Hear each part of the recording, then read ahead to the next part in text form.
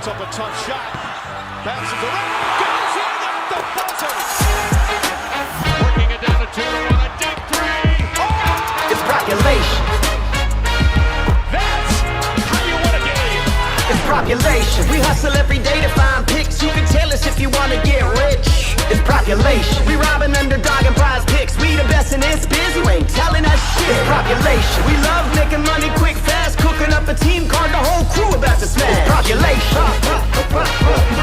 We do it for the fam, so everybody let's cash. The dopest team you ever seen. Winning money, stacking G's. Bookies setting traps, but they'll never catch me. Some people get addicted like rats to the cheese, but I got one obligation to bring Johnny to his knees. Holding back the props till the morning he knows. They'll be fishing in the shack, plotting nukes with the pros. Only with fraud, never reload. Underrated them out, amigos. We go with honest, we seeking the bloods. We know when the fucking cheat code. Party that I'm sweating, it can't be good for my health. Some may call it making bets, I call it investing in myself. I'm picking props like stocks, population for the win. Got my sips in by the buzzer now, let the games begin.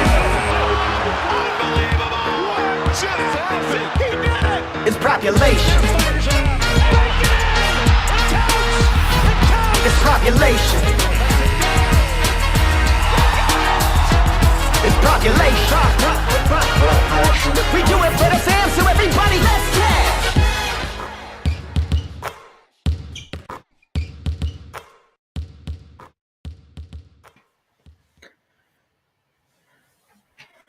Yo, what is up, guys? We got 9 game slate to dive into. So let's get at it, man. Today was the day for unders, right? Like a lot of blowouts. And the bookies lines are pretty spot on. There was a lot of hooks out there. So this and the game totals, Vegas is pretty spot on. Like it was a lot of low totals. That ended up happening, and there weren't. I think the Kings, Bucks, and the Pacers, OKC was the only one with like a somewhat decent total that Vegas implied for. Yeah, all the games were really low totals. Tomorrow looks different though, a little bit. At least we have 3 games over 230 total. So those should be interesting. And then there's some ugly games. So let's start with the Nets Magic. Oh my gosh, this is gonna be ugly. 206 total. Magic are at home. Cameron Johnson is back, I think. It's probable. And then other than that, I think the Nets are fully healthy. Minus, of course, Ben Simmons. But yeah. Do we have lines on these?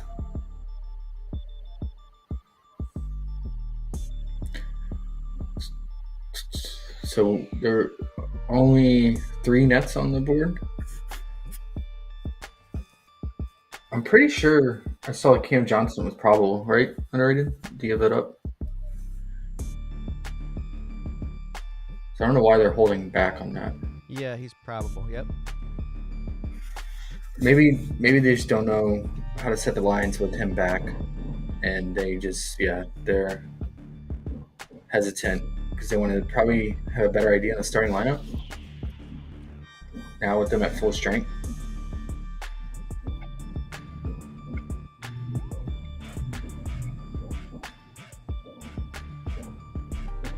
Yeah, I don't know. I might stay away. I mean, once we see more Nets props, I was thinking about some unders here against the Magic at home. Their defensive rating goes up, and then the Nets just being fully healthy. You could definitely consider unders, depending on what the lines are, and just see what Schroeder's at for his points. I mean, it's been at 16.5 with guys out, but I imagine it goes down even more. Yeah, we'll just have to wait and see. Definitely consider some unders there. This game should be pretty interesting. We won't have any Raptors props because there's quite a few questionable tags. We got Gary Trent questionable. We have Quickly questionable. RJ Barrett is already rolled out. Is dealing with the same personal problems. And yeah, I think other than that, everyone else should be okay. So if Gary Trent and Quickly are out, it's gonna be ugly. So it's gonna be like Bruce Brown and Grady Dick in the backcourt, and with Liberty getting rotation too, and Nora. Yeah, what is Vegas right now? Have the implied total for in spread? Only a 2.5 point spread, 234 total. For once, the Pistons are favorites, right? That doesn't happen often. Should be a great game for Cade and especially during. Let's see. Do we have Pistons props? We do. All right, Duran's at his normal 13.5. He should feast here against Kelly O and Jonte Porter, right?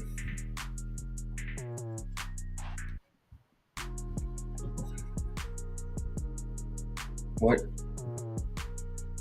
are the lines at odds here? So we got already juice. So Duran will probably go up. Let me see if his PR has juice on it. If this is something we should take early value on before it bumps like tomorrow. All right, so his PR probably won't bump unless the odds change once more people start betting. What about his PRA? Okay, 28.5. I always like to take his first half because I feel like he does most of his damage in the first half. But if this game goes the full distance and he stays out of foul trouble, he should get it done here. Let's check rotations recently.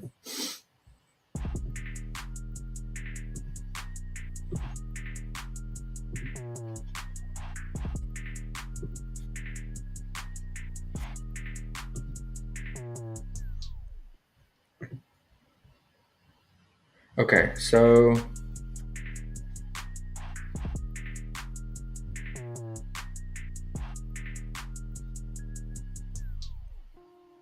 looks like a pretty even split for him, first half, second half here, with their current roster configuration.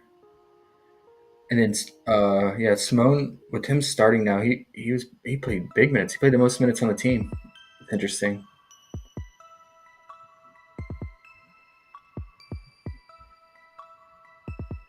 Is there any injury updates on this? Because Simone started because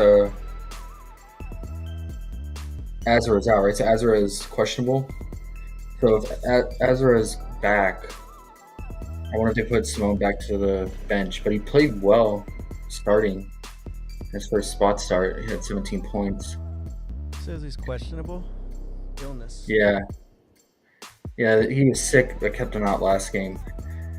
But even if he's back, they put him to the bench a lot this season. He's been in and out of the starting rotation quite a bit this season.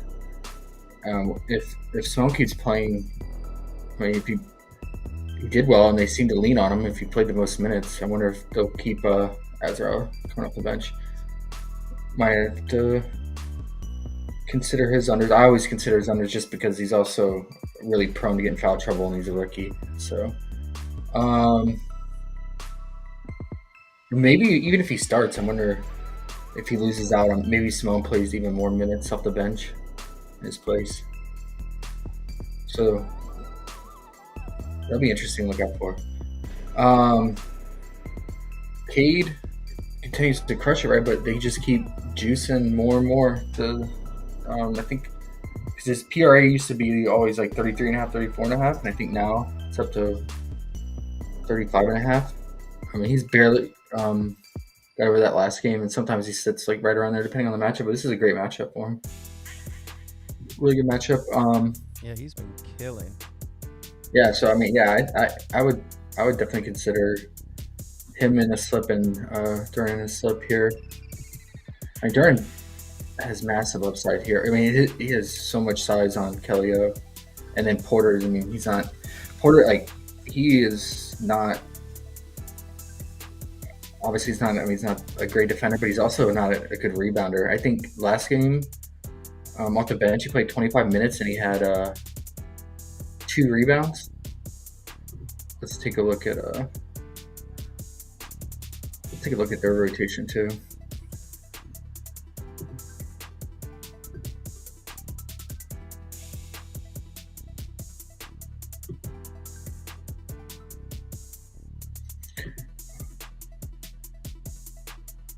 I mean, he was scoring, but yeah, I'm pretty sure he had 2 rebounds. So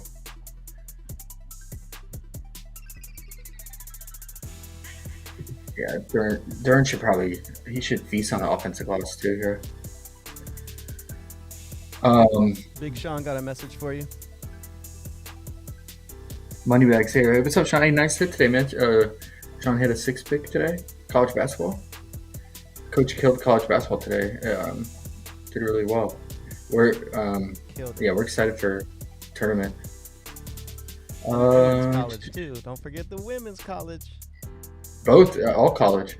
Yeah, we got the tournament starting for both, so definitely join us if you're not part of the team.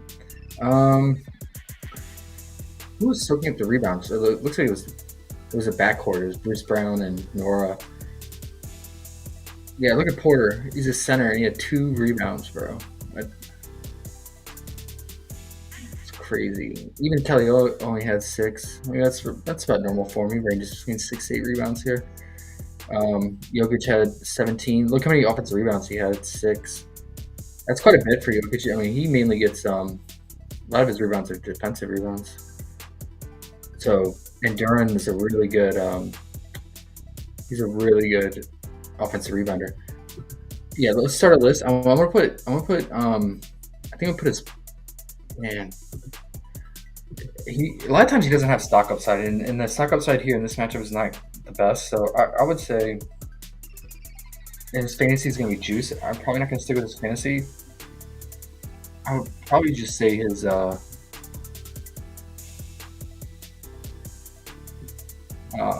either PR or PRA. Probably PR. Well, let's check his how his assists have looked. I know he gets assists when he gets an offensive rebound and kicks it out, but that doesn't. I don't know. You don't want to rely on those kind of assists.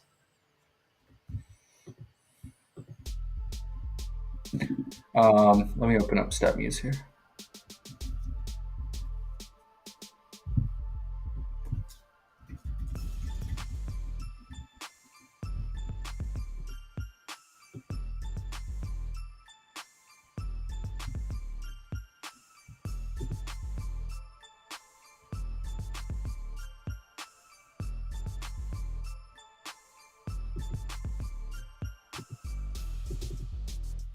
I mean, I normally, like I said, I normally take his first half, but that's just one because his usage is pretty high in the first half, and we can double check that. We'll confirm the stats, but also the Pistons are usually underdogs, right? They're always like you got to worry about blowout with them, but here, I think we're okay because they're at home. Yeah. RJ's out, and then I guess it depends. It depends if Quickly and Trent play, then maybe it's a little scary. But it definitely helps that they're at home. I don't know, but the Raptors hung with the Nuggets and give them the business in the first half, right? Okay, Should be fine. High total too, right? yeah, one of the higher ones. Yeah. So come on, Cade. yeah, let's.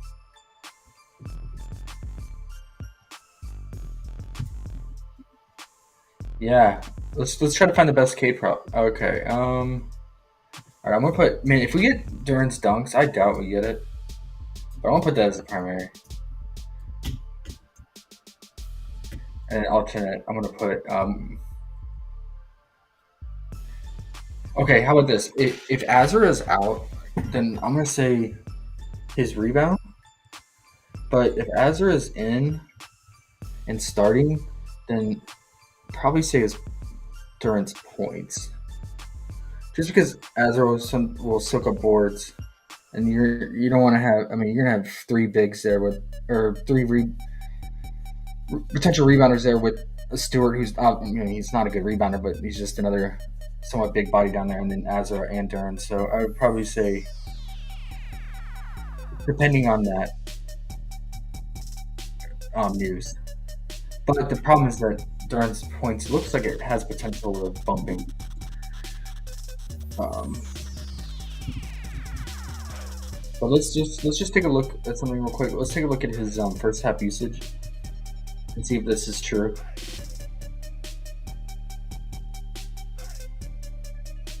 I'm kind of curious now. It's just something I noticed by eye, and I kind of want to see if the data supports it.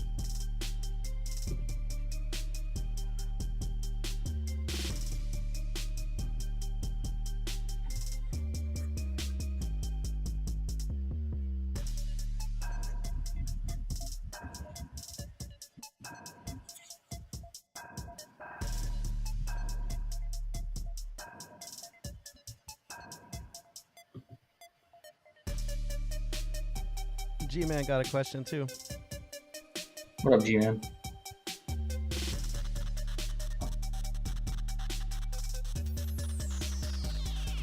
What you got? Yeah, for double. Yeah, well, let's look at the what's the odds on Fliff right now? 225 on Fliff earlier. 225. I mean, the odds will probably keep climbing, right, on that? Probably. But you know, with Fliff, you can add a couple things, make it nice.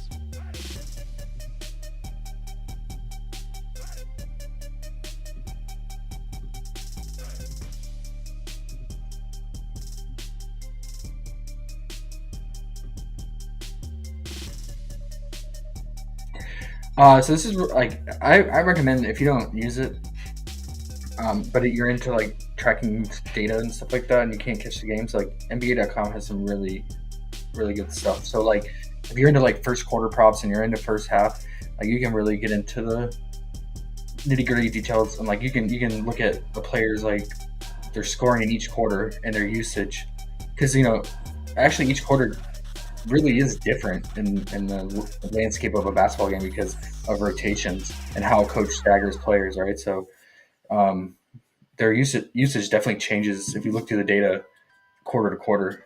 Obviously, we're not playing second and third quarter individually, but we do have access to first and fourth quarters on sites like PrizePicks. So,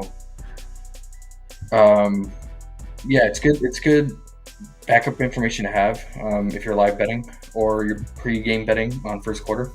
But yeah, let's take a look at his first half.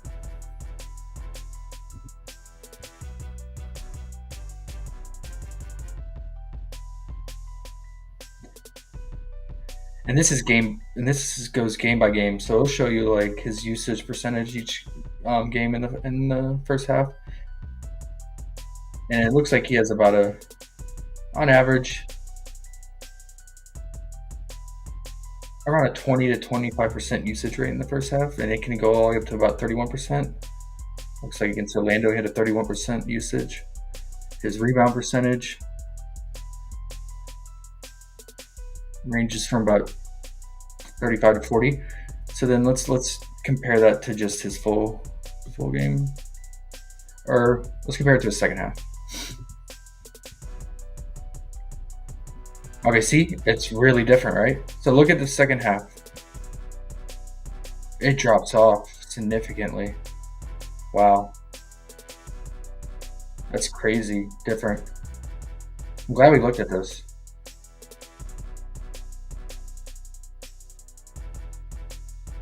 Especially in the month of February and even going into March. I mean, Dallas, he picked up the usage, and that might have been because he just didn't play that many minutes and the usage percentage and how it calculates it. And also, he was probably more fresh because he lost out on minutes in the first half. But you know what's interesting is that his rebound percentage goes way up in the second half, right? Like, it's consistently above 40, if not getting to 50.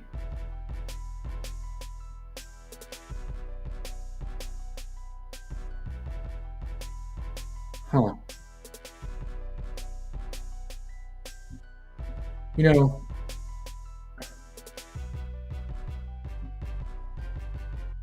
a lot of this could be due to the fact that the Pistons are trailing by so much a lot, and they're having to shoot more threes in the second half to try to make a comeback. And, you're not going to rack up points quickly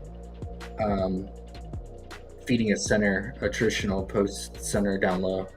And so they're probably I bet you they're just taking more shots in that, more threes in the second half. Let's see if this is true. Let's see. I just want to see Cade real quick.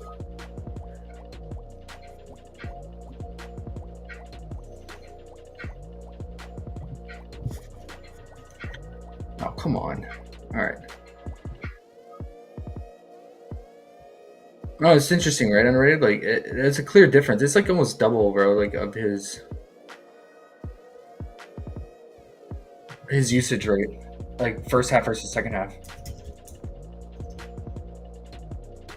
For Duran? Yeah. Yeah. That was a strike. I've looked at quite a bit of players. I haven't looked at him yet. That was quite a striking difference. Now, is that usage, or does that include minutes, or is that usage like per minute?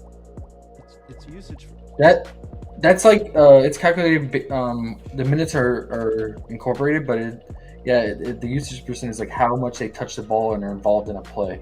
Okay, so even if he doesn't play as many minutes, it's not changing the. Yeah. Okay. Yeah. So Yeah, no, and I even looked I was looking because that was game by game. I was looking at like games that he plays his normal 15 to 17 minutes, and it was like twice, a half of what his first half is. That's huge. That means we take his under in the second half, over in the first half. I don't know in this matchup, but yeah. No, not this game in particular, but in general. Yeah. All right, let's just look at Cade real quick. Because, Cade for a while, he would always go under in the first half, and then he would ball out in the second half.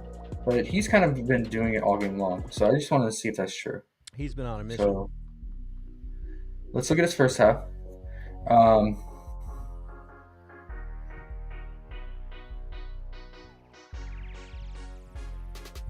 Yeah, see, he went through this stretch of games here. If you look at his, this is his percentage of points. Way down in the first half, and then all of a sudden he just started picking it back up here, in the especially against Dallas and then Charlotte. Yeah, and then his usage rate. Yeah, lately it's been ramping up in the first half. But man, it was real low at one point. Yeah, see, down in the 20s. And then to go to the second half.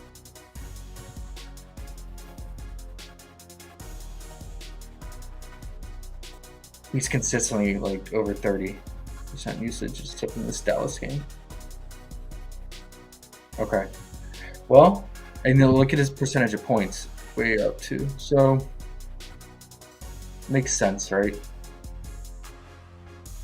When the game just starts and the game is even playing field and close, and they're not playing from behind, they have set plays designed, and they can go to the center. They can run, certain pick and rolls and things like that. But then when shit hits the fan in the second half and they're down by like 20, they're just there's no set plays. There's more isolation probably, and guys just shooting threes. So, so yeah, I mean maybe during if the game does actually stay close. Maybe he'll be more involved in the second half. Yeah, right. But I just seeing that data, I like the first half. Mm-hmm.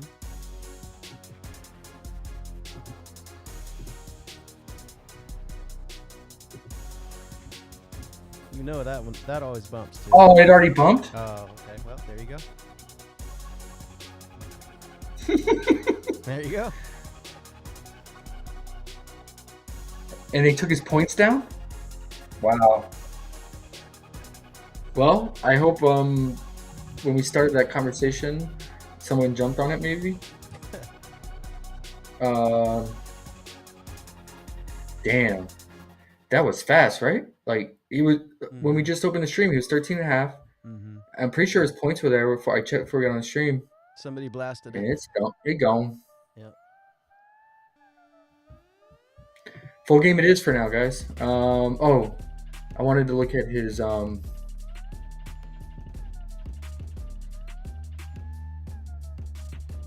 I mean, he has assist upside, right? Like, and I'm pretty sure a lot of these are offensive rebound kickouts. So,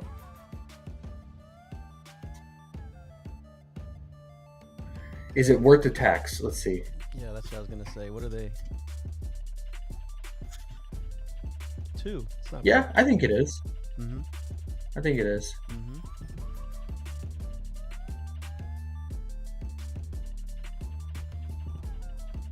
I think this is a good play. At Toronto, high total. Damn, it is. Hmm?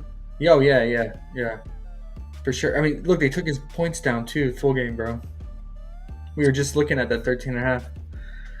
And they added 3 assists to the points for PA too. That's funny.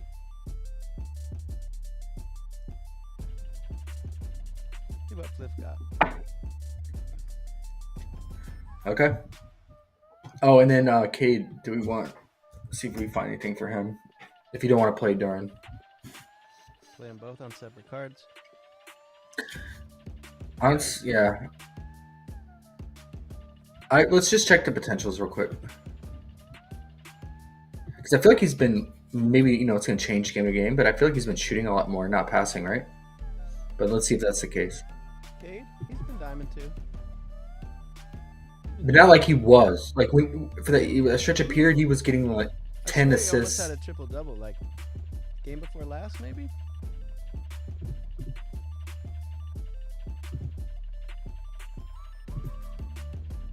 You might be right. Let's just double check.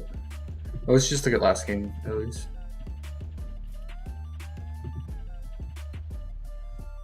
I don't want that. Only 12 potentials. 8 assists. See, IB. Huh. That's what I was worried about. Is like whenever IB. That was Cuts pretty in. high for Ivy though, because we've been doing this under Ivy every time. Like he doesn't get. I know. Yeah. Oh, that was the last 2 games. Here, look at.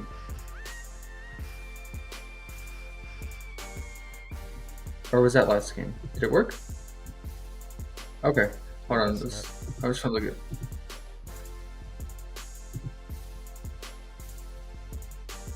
I don't know, man. 13 and a half average.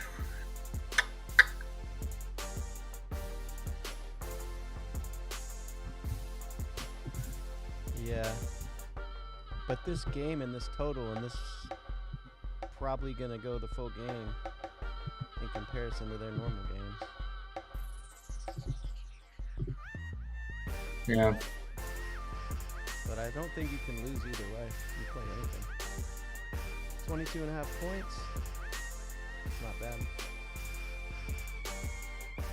Look at that. All his on average, majority of his passes per game. So this is per game. He passes to Duran the most. And then Ivy. Ivy is just probably secondary passes when they're coming up the court and he's passing it to him to set up play to get off the ball and get it back.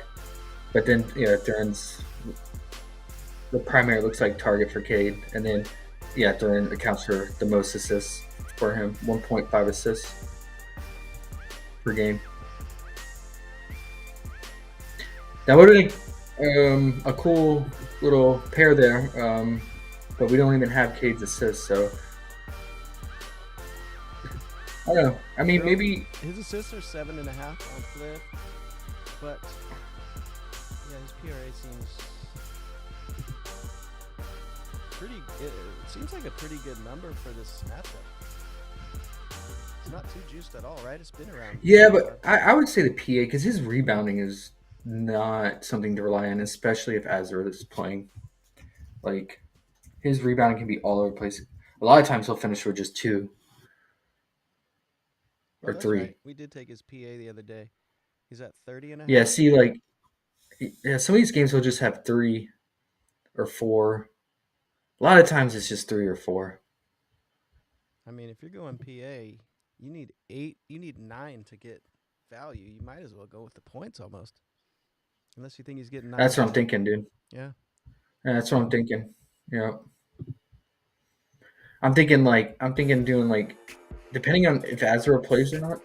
I think I'm just doing like Cade in one slip and then Duran's points or PRA in the other. Okay. And dunks if they give it to us, huh? Even more. For sure.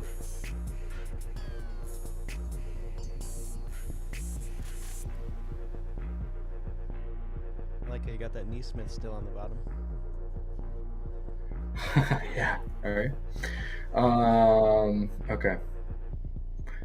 Well, looks like we'll probably get they removed Duran on PrizePicks at least. But if you want in the books, what's his points at on Fliff? You can take it 13.5. right now. What is it? 13.5, I believe, minus 145. Yeah, minus 145. Okay. Yeah. They don't I think it's have pretty solid. any Raptors up though, so you can't really add those unders, you know. But maybe later tonight. Okay.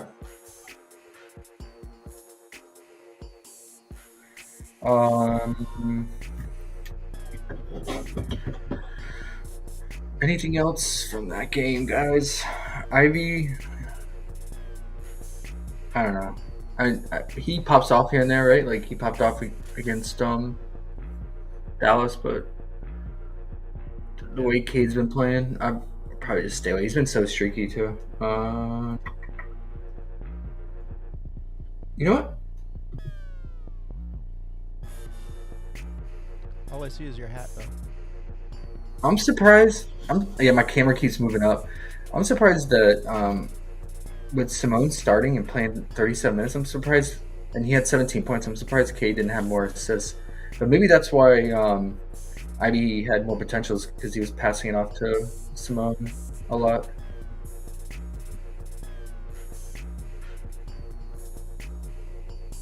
Or just due to the fact that Azra was out, so he picked up some more potentials because Azra will play make too. All right.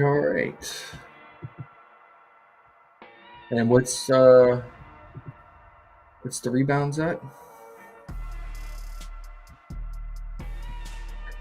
12.5. That's way too high. I mean, he obviously Duran has the upside for that, but I mean, he normally lives at 10.5 to 11.5, right? Depending on the matchup. And see if Azra plays, they have him apply for 6.5 rebounds. So I think that news is really crucial for Duran's like props, whether to go with his points or his PRA, and especially for Cade. Like if Azra's playing, I won't touch anything rebound related, and then either do points or his PA. All right. One last thing I want to check is the RA lines.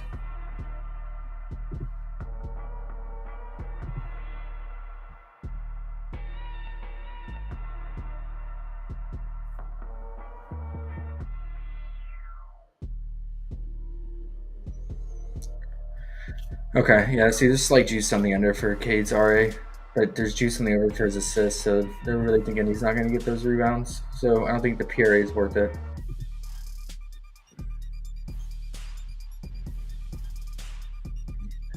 Alrighty. Raptors, it's a wait and see for Quickly and Trent. I will say it's a revenge game for Kellyo back in Detroit, but he has a lot of revenge games because he's been on quite a few teams, so probably doesn't matter to him, and he's probably happy to be out of Detroit, I imagine. I wanted to look at that game against the Nuggets, the passing distribution real quick, just so we have an idea in case Quickly and or Trent are out, what to expect here. want to see if Bruce Brown led. Oh, yes, he was just all diluted since there wasn't a primary ball handler. This happens a lot, right? Like, if all the primary point guards are out and ball handlers, like, it just gets watered down. Look at Barrett, 9 for 9. Yeah, right.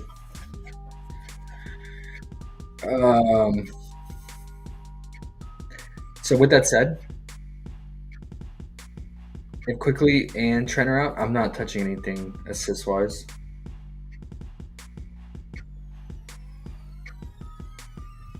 Because it looks like what I would expect is that Kelly O, Grady, and Bruce Brown would probably just split up the potentials again. Although, I mean, Kelly O always has the potential to rack up assists and have increased potentials, but with all those guys out, he Quickly and Trent, he was looking to score. He scored over 20 points, right? And that's a lot for Kelly O. Because normally he's just setting screens, setting up other people. But, I mean, he had to do that. They needed people to score. So, I think that's something important to note. Like, if Quickly and Trent are out, I expect Kelly O to be aggressive again, scoring-wise, and probably not passing as much. And if Quickly is out, I would consider. Let's look at the rebound real quick. Chances. I would consider Bruce Brown's rebounds because he's such a tryhard. He gets offensive rebounds. Although Detroit doesn't allow many offensive rebounds, but it seemed like he had to carry the load rebounding-wise, with Porter not really rebounding or Kelly O. Now, if Quickly's in, we know Quickly will rack up boards, so I wouldn't touch his Bruce Brown's rebounds if that's the case. But let's quickly look at the rebound chances. Get a better idea of what exactly went down because I missed this game.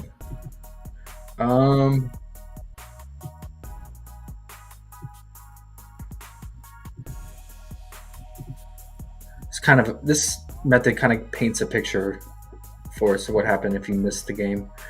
Okay, makes sense, right? Bruce Brown led in rebound chances at 12, and that's why he had led the team in rebounding at 10. And then it was Nora and RJ. So RJ's already out. If Quickly and Trent are out, imagine should see the same thing with Bruce Brown and Nora leading. All right, something to look out for. I'm sure there'll be juice after the last game, and if both Quickly and Trent are out, so just depends on the line. I think if it's 5.5, no more than 5.5, I would consider it for Bruce. Should be a lot of bricks going up in this game, and it should be a decent pace. I think the Pistons been running about, I want to say top 5 to 7. I think around 7 in pace.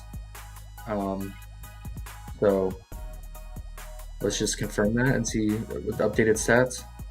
They are 7 still. Yeah, they've been sitting there all season. So I mean, they're even running at a faster pace than the Mavs. Sorry, you got some comments. Yeah. About what you're talking about. Where? It should be on YouTube on the comments. I don't see it. Oh, it might be a tough call against Cade if that's hit defensive matchup.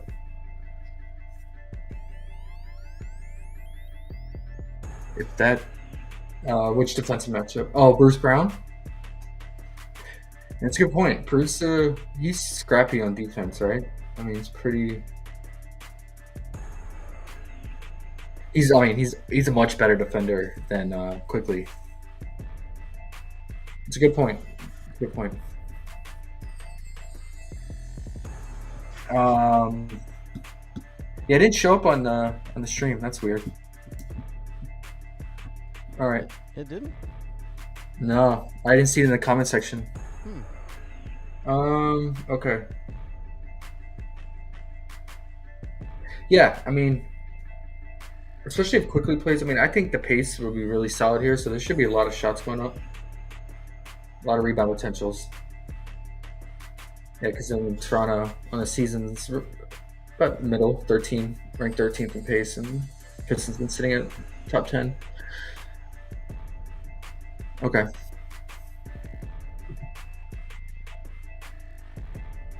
Yeah, I mean Bruce gave Jamal Murray problems in the first half, right? Because I did watch the first half, and then I had to leave to grab some food, and then I missed majority of the second half. But then it seemed like Jamal went off, not till towards the end. Maybe Bruce just slowed down defensively, but yeah, it seemed like Jamal was struggling a bit. Something to keep in mind.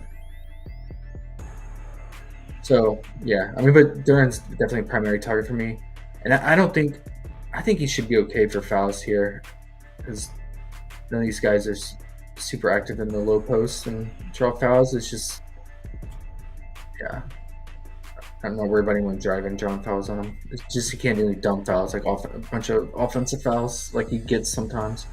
Okay, that sucks. The points are gone.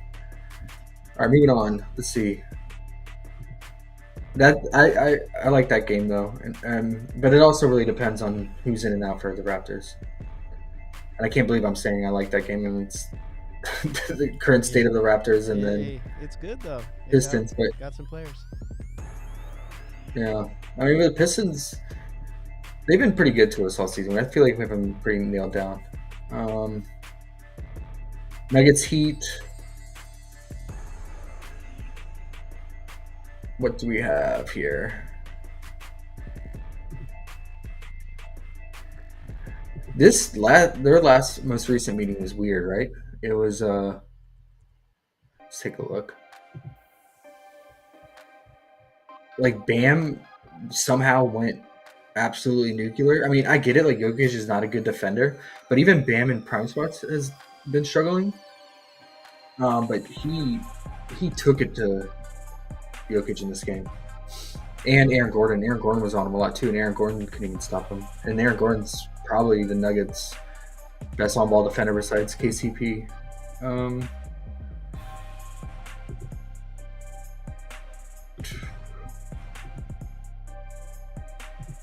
I want to see why was Bam getting why was he working and what happened here, or why was he so productive? So.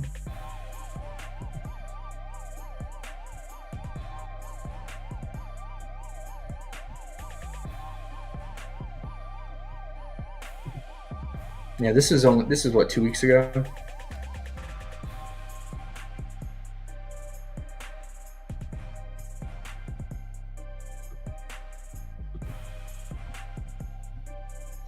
Yeah, what Bam had 22 points, 8 rebounds, 3 assists. That's a lot for Bam in terms of scoring.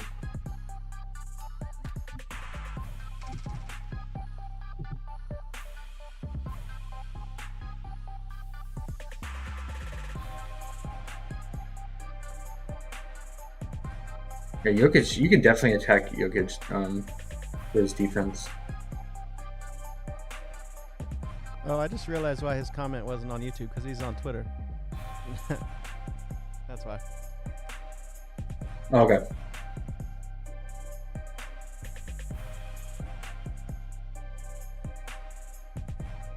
Man, this is in Denver too. I forgot.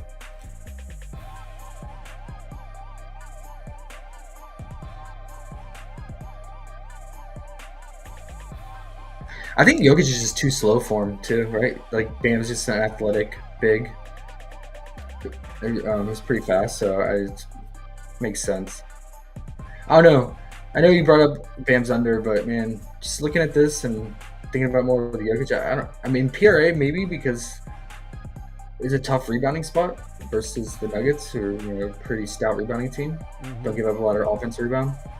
Once I found the Neesmith first half under, I was.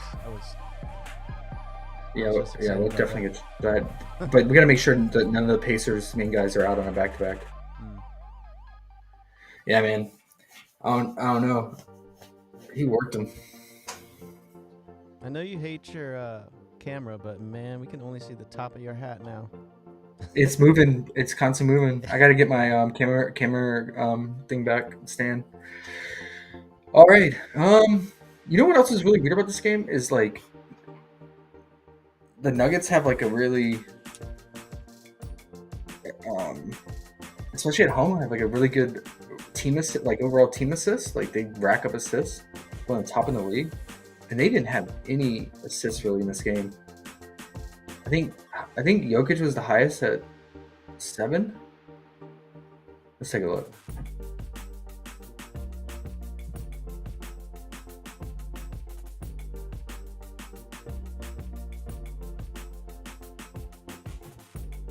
Yeah, Jokic had 7. Everyone else was like around 3. Even Jamal only had 3.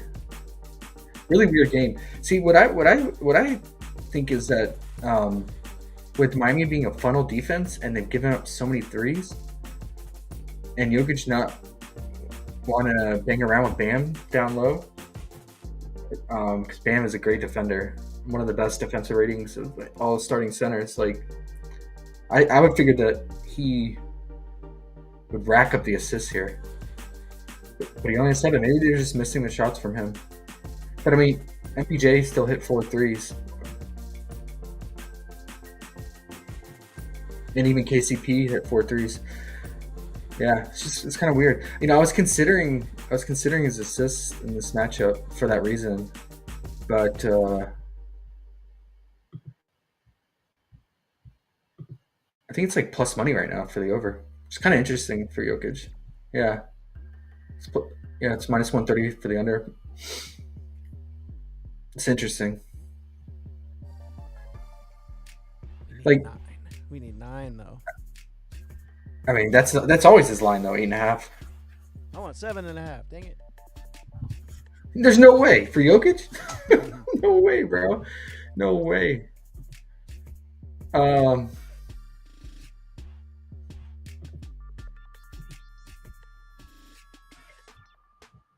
Yeah. I guess it's just also like a slow paced game, so yeah. I don't know, man. I don't attack either of these teams for anything really, except the Heat for 3-point shooting. But MPJ got it done in that meeting. I mean, obviously he got 4, but this guy, talk about like relying on him. He is so volatile, but it's a perfect matchup because we always like attacking the Heat with the 3 ball. But I hate playing him. yeah, he is so up and down, right? Like he either goes like nuclear, or he shoots like 2 of 14. But I mean, the schematically it makes sense in this matchup, and yeah, I would just say if they bump Jokic down to 8 flat assists, I would definitely consider that, like for sure. But I don't think they will. I think it'll just live at 8.5. But due to the pace and being at the Heat, and yeah, I probably might just stay away. I might just stay away from this game overall. I mean, you consider Bam unders. It's like I said, it's not a good rebounding spot. What do they have as Ari at?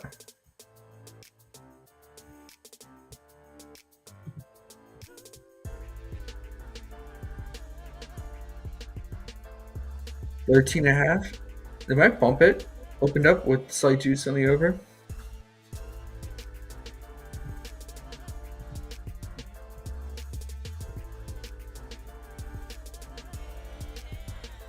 He could get 1 assist. I hate Bam.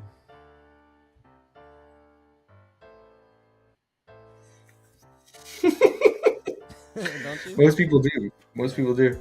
Let's see if his PRA is gonna move at all. Looks pretty even. Or if we should. Nah, there's slight. I mean, it's almost even money line. It's only minus 120 over. So it's gonna stay the same. If you want to take it, but he cooked him scoring wise.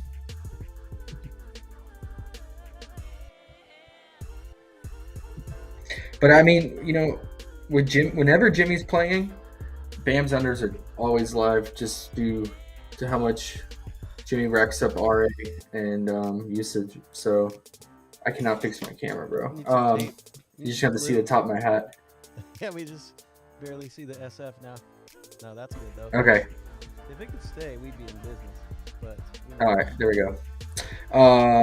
Okay. Well, you can consider it, man. What do you have his points at?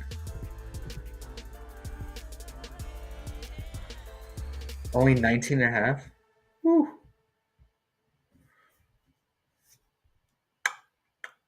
All right.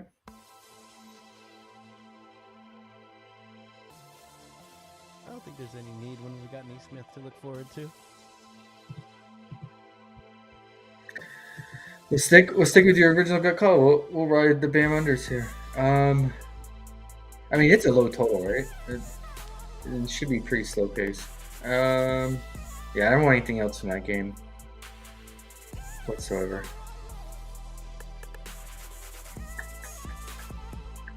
Bulls Pacers. Do we have any Pacers news? Like, if anyone potentially sitting out on the back-to-back? I'll look right now. That's my only concern with Neesmith's unders. Because why would they juice his first half if he's been cruising under that? Because he's been doing better in the second half, and so they just split his full game, and they're just being dumb, maybe. I don't know. Let's see. I would really confirm the injury news. It looks like they're almost baking in like that someone's out.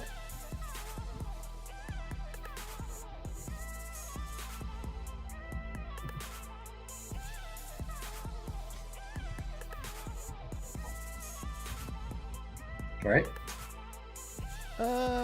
Maybe.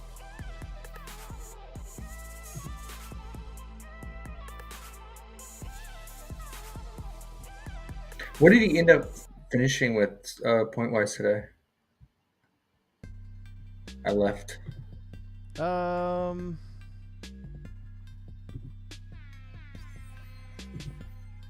second. I know he did a lot more in the second half yet again. He had nothing in the first half. He ended with 15 points, bro. What did I say? We broke this down last night in our stream. If you missed it, me and E, like I went through and we looked at all this data, and he does not shoot in the first half and then decides to go up in the second half, right? I mean, that might be why, though. That might be why they put his points up a little bit, just because he had full game points and they didn't pay attention. Why would people pay attention to Neesmith, bro? How many people are betting on him? I know he's been a little gem I found like 7 games ago. Like, this is only a new trend. We're just like not shooting. I think. Look at this usage, man. It's abysmal.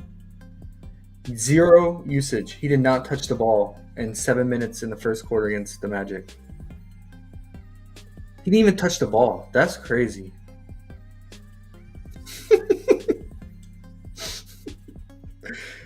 No shots. No interaction with the ball. I mean, me and you could do that underrated. Yeah, I could do 0. Yeah, I mean, shit. All right, that's first quarter. Let's look at the first half. This is hilarious. This is just set for comedy purposes. We already know Neesmith now. You know what's super dope? I just saw Hot Streak has first quarter the night before. Like right now, they have Neesmith first quarter at 3.5. Yeah, Underdog does too usually. Oh, okay. I didn't know that. But I mean, yeah. They have his first half 6.5 points, but PP has 7. That might be a smack before they drop it.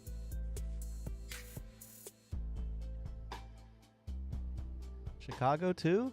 Slow game, right? Slow, snail pace. That's the smack right now. We could play. I'm gonna play that with that dumb James Harden. Yeah, I don't mind it, bro. Just I get it. don't mind it. I mean, honestly, the first half is better than the first quarter. I mean, we don't even have the first quarter in PrizePicks, but if you're considering like on Underdog, doing it on Underdog or anywhere else, I think it's better value on PrizePicks right now. It's 7. So Yeah, that's gonna bump. yeah, for sure.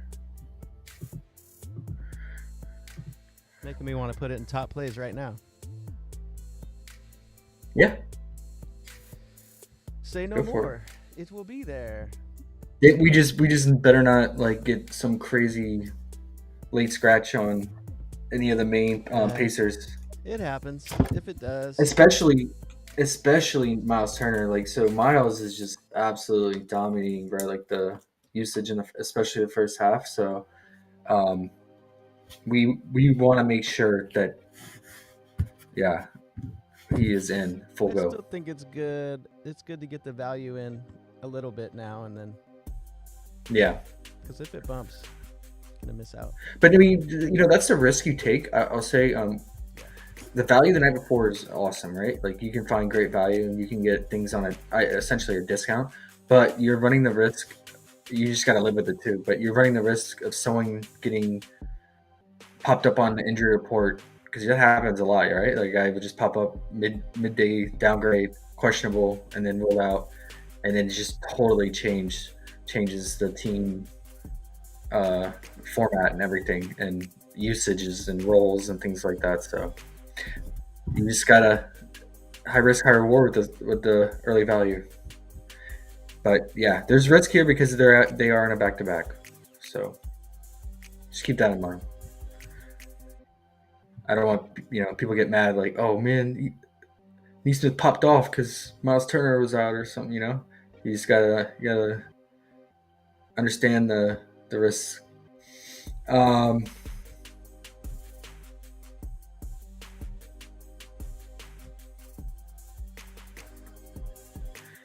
Repointing Bulls here. I Rosen free throws, man. Like oh my gosh, like that's just gonna be money. Let's look at this year. Like he's already been just destroying the free throws back to his old Rosen ways. And then now he's going against one of the top fouling teams. And they also fouled the highest rate on isolation plays, and DeRozan runs a lot of isolation. So let's see.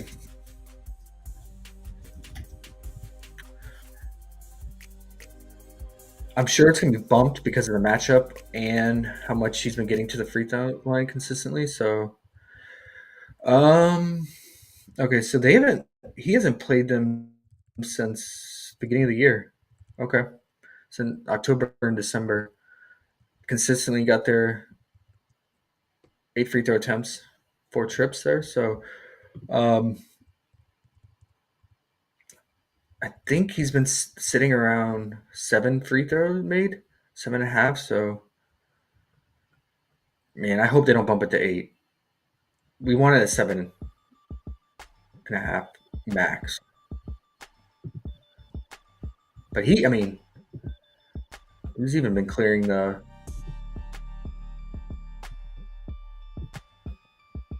8. If they bump it to 8, he's even been clearing that. So let's just take a look.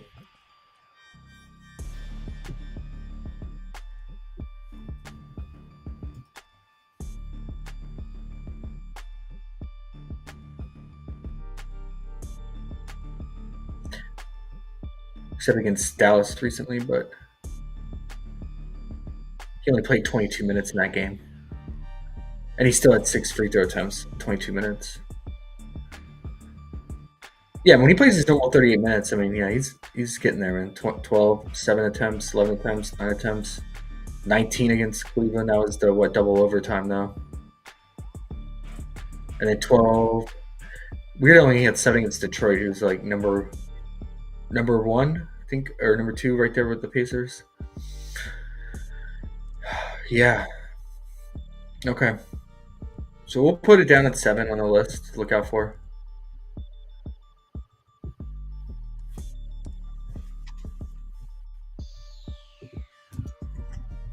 Let me put Neesmith at number 1 here. Yeah, let's go.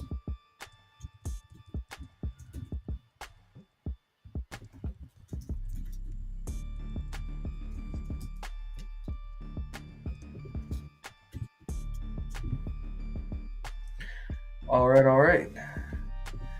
And then I want to just check quickly. I want to see the history of Vooch versus Miles Turner here. Refresh the brain on that.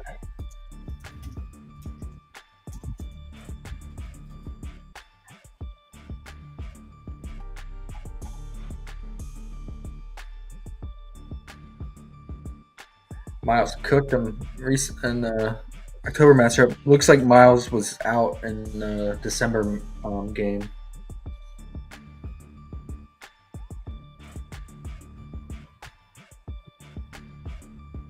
And then let's see how Vooch did in that game.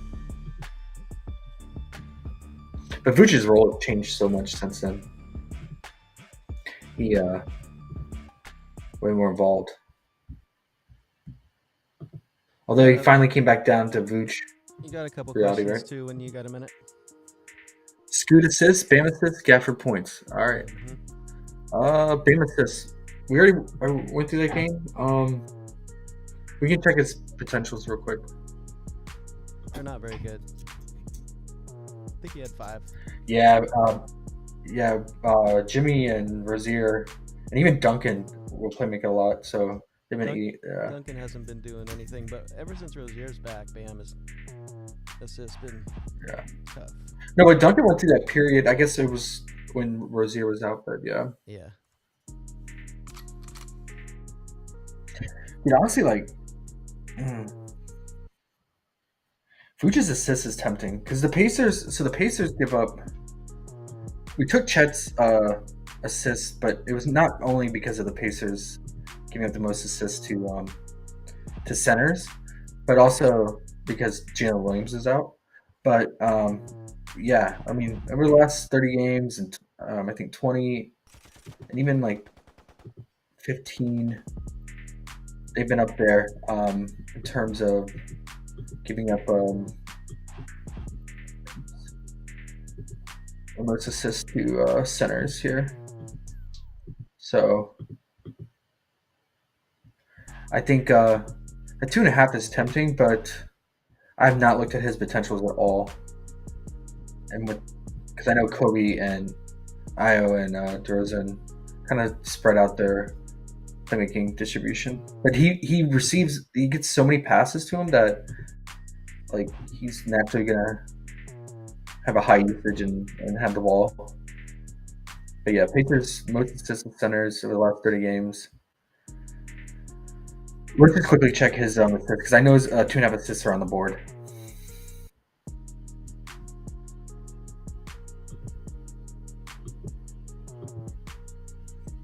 And then we'll check Bam for the question on his assists. Scoot is interesting too.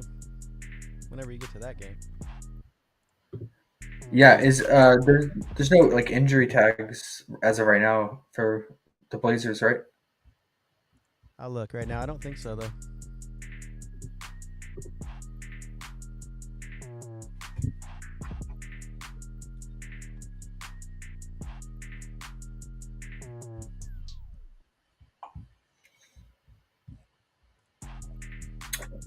I'm on the Bulls. I'm not on the Hawks, bro.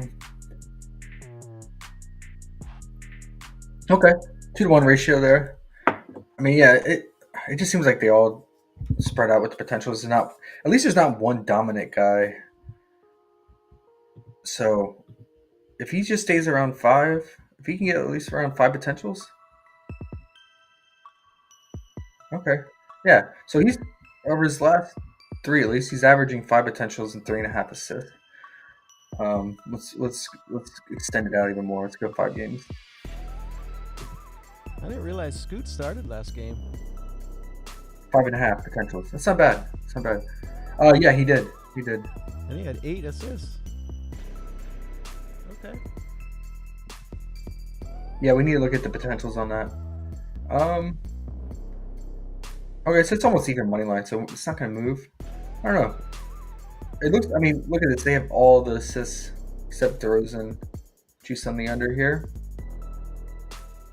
Problem is that you're relying on these Bulls guys to make their shots. Yeah. Something it could potentially be a filler piece. Yeah, we can just jump the scoot right now since that person asked the question just now. Only 9 potentials. You got 8 out of 9. But you'll see that now. I bet it was 2. I bet because Aiden went off scoring wise. I bet a lot of it was just high conversion to Aiden. Look at Banton. What? Oh, just that he's even in the list. Got some minutes, and he's just funny. Oh, he chucked though. He was chucking threes in that game, especially in the fourth quarter. What did I want to see?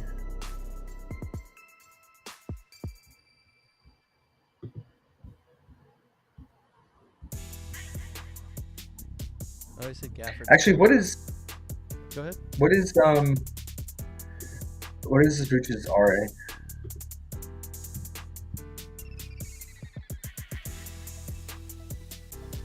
I was talking about for 13.5. Nope. Okay, I never play Vooch. If I do, it's an under. But just based on the matchup, this guy, he didn't. Yeah, I guess it was a blowout. They didn't play that many minutes. Because the starters only played like 20 minutes or so. But yeah, he usually lives right there in the lineup too.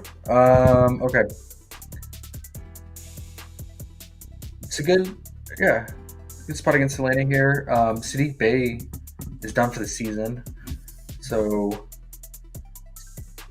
one less wing defender they have. So I guess, are they going to start Vit then?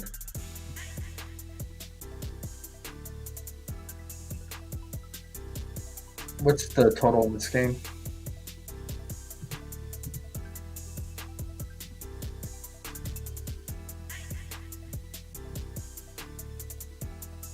$219. It's a healthy spread. I mean, it's only 3 points for a full game assist prop. Yeah, and the Blazers at home, I don't mind it at all. It's making me almost want to go Simon's under. But it's scary. Under assist.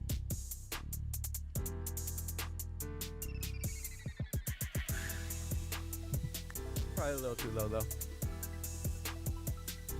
Let's just check real quick. At least for that last game, what the usage rating was between the two. They're talking about how you had Duran's dunks on the list. What about it? Oh, just how the heck did you put it on the list if it's not even on the board?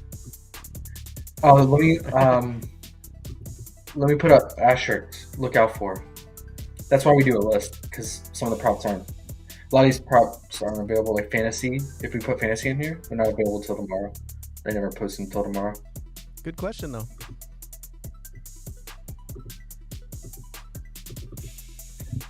Yep. So I'll highlight ones that are not to look out for. Real quick. I just want to look at the usage comparison. Or the assist rate percentage.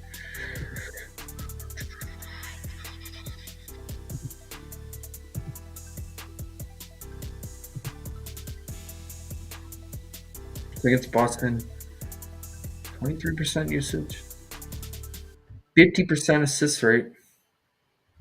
Kind of makes sense, right? Because he converted at a very high rate. Yeah.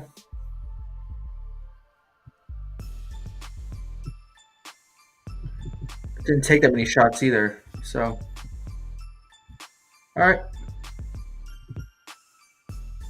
I think it would be good if you paired him with Ayton here, but Clint might give him the biz. I don't know.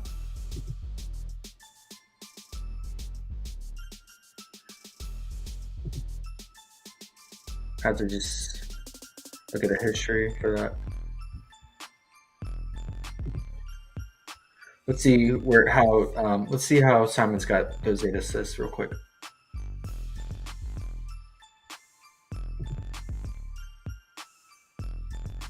Last game? Yeah.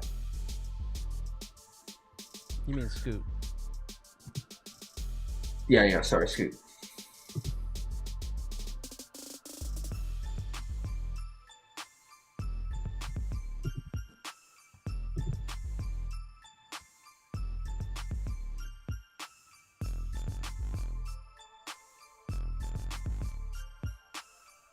All three, mainly 3 balls.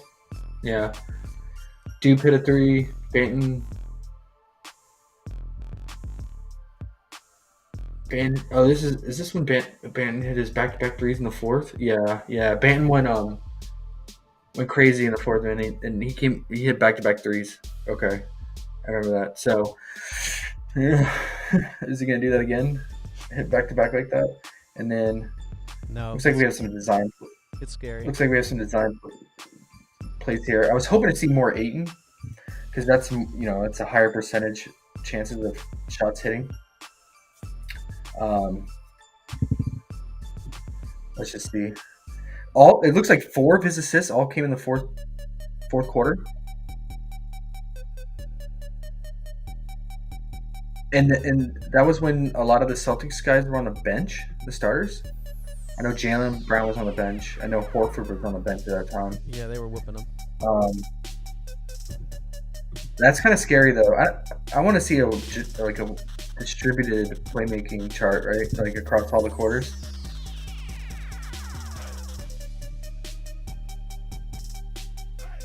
And see, they had like Brissett out here. They had Peyton, Cornette, and Hauser. Oh, was that off an offensive rebound kickout too?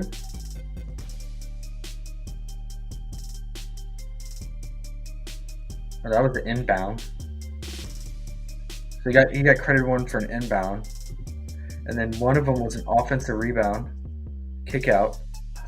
Oh no, that one wasn't. Was it this one?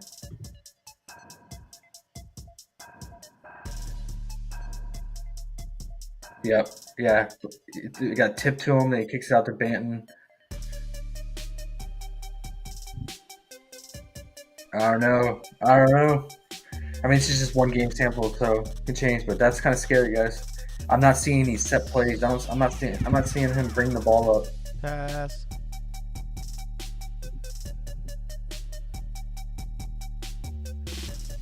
He could get it, but okay, here you go. At least he's bringing it up here. That's good. Yeah, man.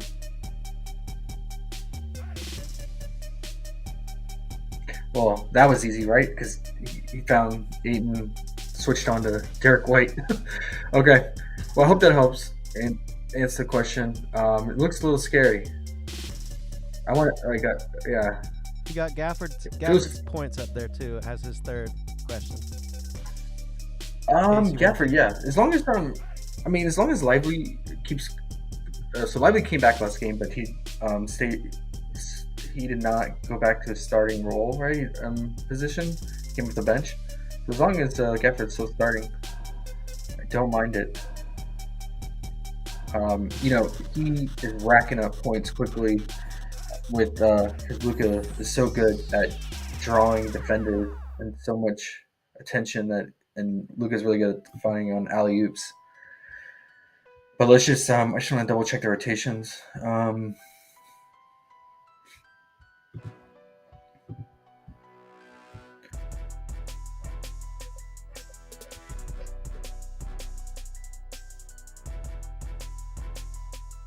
Yeah, see, this is what I'm kind of concerned about, and it's kind of hard to say because this game blew out, so we don't know what the closing unit would have looked like. I imagine Gafford would have closed, but I don't know. Can't say that for certain because sometimes Maxey will close or they'll go small. It just depends on the matchup, but the Warriors will go small too. So.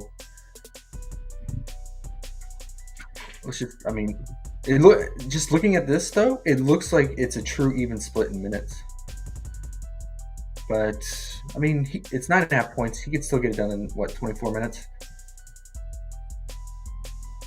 I'm trying to find a game where it was close. It was a murder. They won by what? thinking he might have played, huh? Might have played more if it was close. No, see, what the? They closed. Okay, so Lively didn't start, but Lively closed over Gafford, and they went with the closing unit was Luca, Kyrie. Kid loves closing with Cleaves, man. I don't know why, but they love Cleaves out there, and then Lively. But that could be just because the Heat's front court. I don't know. But I think he would probably play around 22, 23 minutes.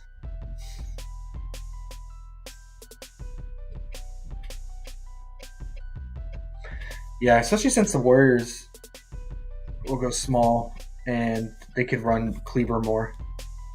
But it also depends on game script. If they're trailing more, they'll probably go Cleaver more because they like his corner three-point shooting.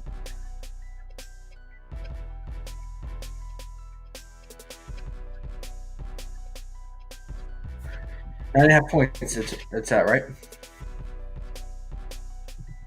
See if that's going to move. I do think it's a good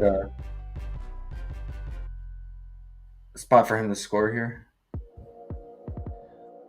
At least when Trace is not out there. Okay, minus 130. Opened up with slight juice. What's his PR? Is it 18 or 17 and a half?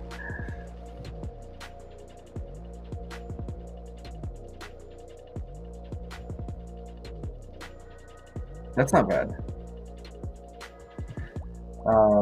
Last game he bumped up. He opened at 17 and a half and he got all the way up to 19 by the next day and right before tip. So I imagine this will bump. The only problem is that Luka dominates rebounding so much. Let's just quickly check lately.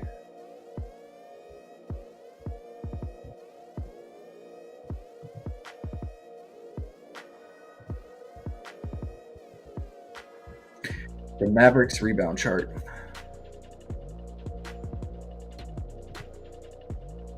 All right, that's good to see, right? I want to see him up there with Luka. It's a little more. Minutes. Only in 22 minutes, yeah. And see, that's the problem. It's just the minutes, man, because it looks like a true split with Lively.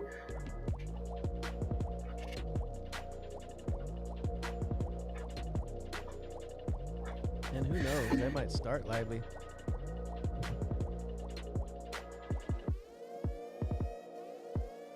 Yeah, I mean, yeah, I mean, it seems like he's crushing his PR, right? But it looks like majority of his PR is coming from the points. So I dig it. Who has that?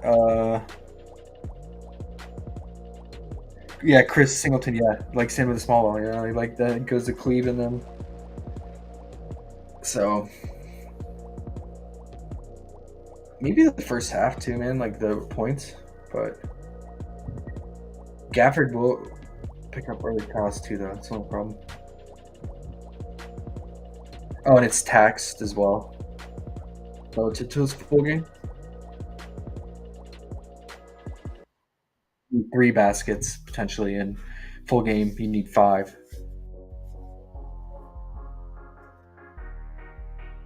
So yeah, I say full game.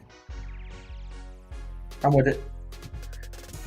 I can see him getting some a good offensive rebound spot for him, right? Warriors give up offensive rebound to bigs and down in the paint, so I could see him at least getting 1 or 2 offensive rebound putbacks and then getting a few lobs from Luka, and there you go, you're there. So I'm with it. It's just keep in mind the minutes are going to be low. It's gonna have to get it done quick, but he has been, and it seems like him and Luka are building chemistry. So, any more questions? Terrell, love the detail on finding props. Appreciate that work. Yeah, I appreciate that, man. Probably bores a lot of people if they come turn on, but if you're just chilling on background, I'll put on a lot of YouTube stuff. I'm just like doing something, working, just have background, and kind of doing the legwork, and then you can just listen in. Don't have to go on your computer. If you're curious about any data too, maybe we find some hidden data gems like the Duran usage in the first half versus second half, things like that we haven't stumbled upon before. Because it's hard to watch every game, right? We try to watch. We sweat all the games all together and try to watch as many as you can, but a lot of times you can't. So you gotta try to look through the data to paint a picture of what happened in each game and game to game. So, okay, where were we? I have no interest in the Cavs Pelicans unless chat brings something up. I got two. I don't like anything. I usually fade Pelicans and especially Cavs too. Maybe Jared Allen. It's interesting. I think Donovan Mitchell was questionable. He's questionable. Yeah, he was upgraded too, so that's why I was like, I'm staying away from the Cavs for that reason. And if he ends up playing, I don't even think they probably have Cavs on the board because of that, right? So they just have Donovan because he's questionable. Man, pass. I mean, you could consider unders maybe, but I'm sure they're going to adjust the Cavs lines appropriately.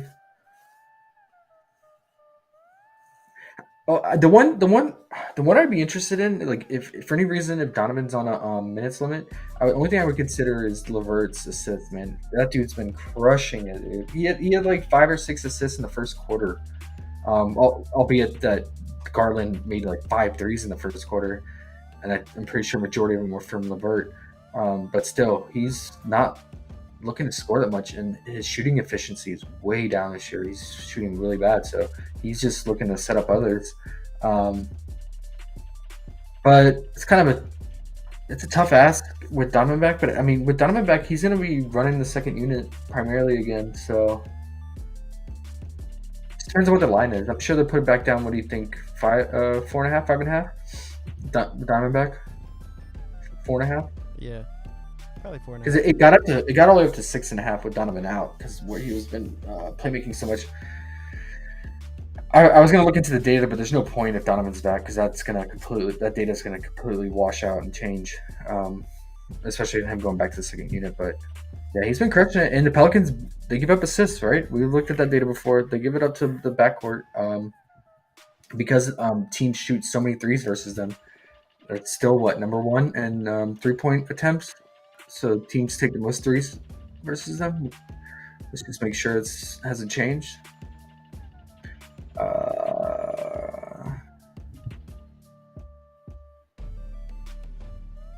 Opponent 3-point attempt. Okay, so the Bulls took over as number one. Not by much, but actually, yeah. And then, Pelicans number 2, Lakers 3, Celtics 4, and the Thunder 5. Wow, the Thunder have really moved up. That's interesting. Because it's always been like the Jazz and the Heat up there in the top 5, but the Thunder are creeping up. Teams are shooting more threes versus them. Kind of makes sense because the Thunder usually their point spread differential, like by halftime, they usually have the lead in a lot of their games. So teams trying to make a comeback. But yeah, the Bulls, Pelicans have always been kind of neck and neck, I feel like, and then the Lakers crept up there. Celtics totally makes sense. Their point difference, they lead the league in point differential, right? So teams are trying to make up ground and quickly with 3. Okay. Yeah, look out for that. I would say LeVert, and I'll highlight this so we know it because it's not on the board. If they get it down to 4.5, I consider it. And then if they bump his RA back down, he crushes that too, right? So it got all the way up to 10 flat with Donovan out. So imagine with Donovan back, the bookies would probably drop it down to 8.5. Imagine. Yeah.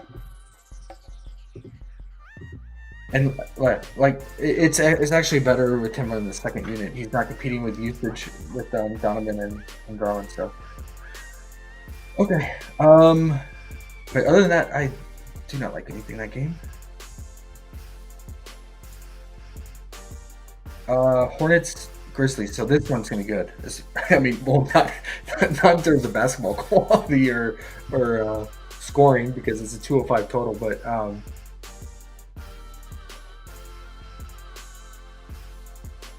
Nick Richards should have. Yeah, he should. He should definitely dominate here on the glass and scoring. Goodwin had 12 rebounds today. With Jaren out, Vince out, in his current lineup, and he's been on a 10-day contract, and they just keep extending it. I don't know what the current situation is, because I'm sure they ran out of those for him. So I don't know if they signed him on some exemption since then, but he's already used, I think, one of the exemptions, and he's already signed like 2 10-day contracts. So he's hungry, right? And you can see that with his rebounding. Like, rebounding is a direct reflection of motivation, and the guy he just rebounds like crazy. 12 rebounds today. They had him at 5.5 today, the line for his rebound. I don't know what they had his RA at. He had 7 assists though. It's a great RA spot versus the Hornets. We're gonna put up a lot of bricks. Bad defense. We're probably not gonna get the props till later because, I mean, I'm sure the injury report's going to change with the Grizzlies being on a back-to-back. I assume Kennard's going to be out because he's kind of been sitting on back-to-backs and been in and out of the lineup due to them tanking. So we'll just have to wait and see, but hopefully they don't juice it too much because of the game that he had today. But man, he went crazy on the RA department. So let's look out for it. I feel better about the rebound straight up if it's not too much, if it's not more than 6.5. But just because of the teammates he's passing to, but I mean, he is the primary ball handler, and Vince is out again, right? I don't know. Let's look. I'm pretty sure Vince, Jaren Jackson are both out again. Probably. And super tank. And then I think Kennard's probably out on a back-to-back. So, Vince is the one who's when he played would dominate the playmaking. So you take out Vince, or splitting it at least with Goodwin, if not dominating it. So you take out Vince, he should dominate the playmaking, and he's obviously dominating the glass. Jameson had 6 rebounds. 5 of them were offensive rebounds. He only had 1 defensive rebound, and that was because of Goodwin. Dude was snagging everything. He's a good, You know who went crazy? Good rebounding guard, man. So I would say the RA, if it's not too high, I think what we want is 11.5. I think is a target here. I wish I looked at what it was today. But man, if they open his rebound back up at 5.5, definitely snag that, man. Because this guy super try hard when it's just him out there. GG Jackson is not a rebounder. He just looks to score. And Santi, I mean, he'll rebound some.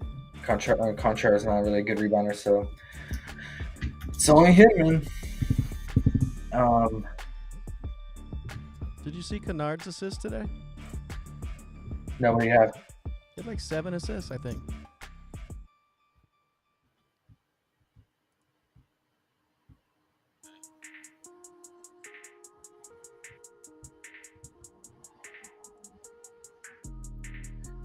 Yeah, see, man, when he gets the minutes, like, he has this rebound upside where 7, 8 rebounds, and then 8 assists against Minnesota. Like, this is against Minnesota, like, one of the toughest rebound and assist spots in the league. So he still had 8 rebounds, 8 assists. Don't know what happened in the Portland game. Only 3 rebounds. Maybe in that game, I can't remember because they played each other back to back. I can't remember who was in and who was out. And then he had 5 rebounds, 8 assists the next game against Portland. So someone must have sat on the back-to-back for Memphis, which opened things up for him here. And then, 12 rebounds, 7 assists today, like I said. I mean, you can't trust him for his scoring. But the RA, man, depending on who's in, who's out, it's there. And then Nick, look out for the dunk prop. Dude's a dunk machine, and Jameson's not a good defender, like I said, and especially if he gets run out there with Jameson off the court, and Memphis goes small. I definitely want that. I doubt we get it. We'll see. We've been getting it lately. But look at this career game for Jameson, 24 points.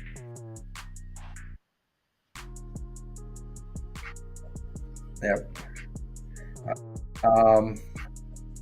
Played 31 minutes, so let's see how much he plays today on a back-to-back, being a big. CJ already been a wagon lately, Singleton said. Okay. Yeah, I mean, his playmaking's been so untrustworthy. Would you say underrated? Oh, not even there. McCollum? Yeah. I think he's getting his RA through his rebounding, right? Just straight up. Mm-hmm. So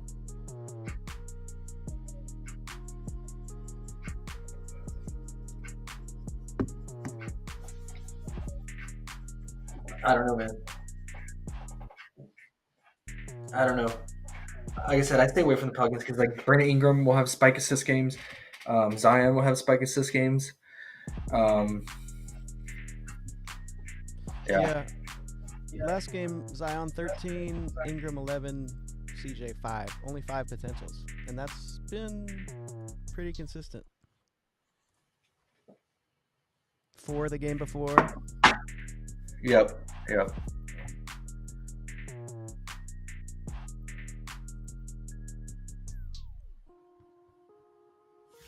Okay, you asked about. All right, good question. Let's look at the rebounds versus the Cavs for the backcourt.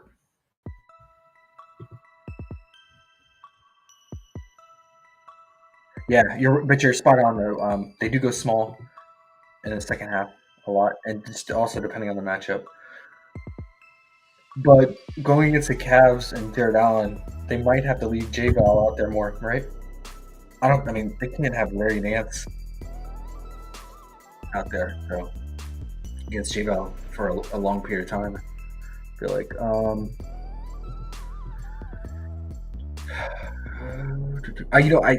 I know that lately the Cavs have been giving up a ton of rebounds to centers due to Jared Allen's usage and how much he's shooting with Donovan out. But with Donovan back, that's going to increase 3-point volume, which is going to increase longer rebounds for the guards. So that'll help.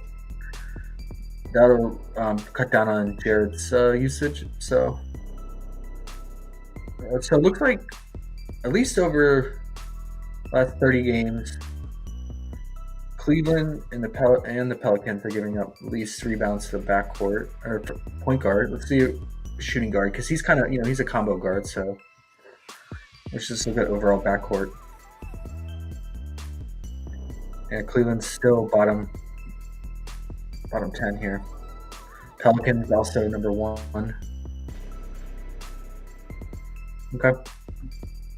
And we take it to the last 15. Pelicans still up there. Cleveland's still up there. I don't know, man. They have his Aria on here. I guess that's why he brought it up.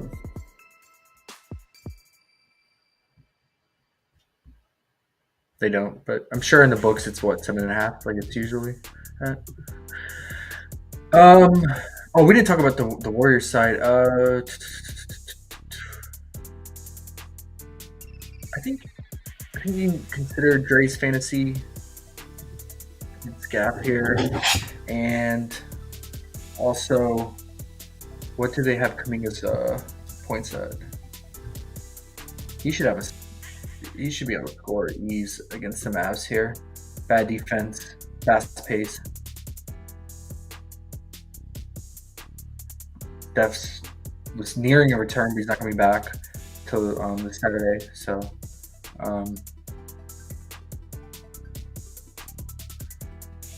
don't mind his scoring potential here for sure.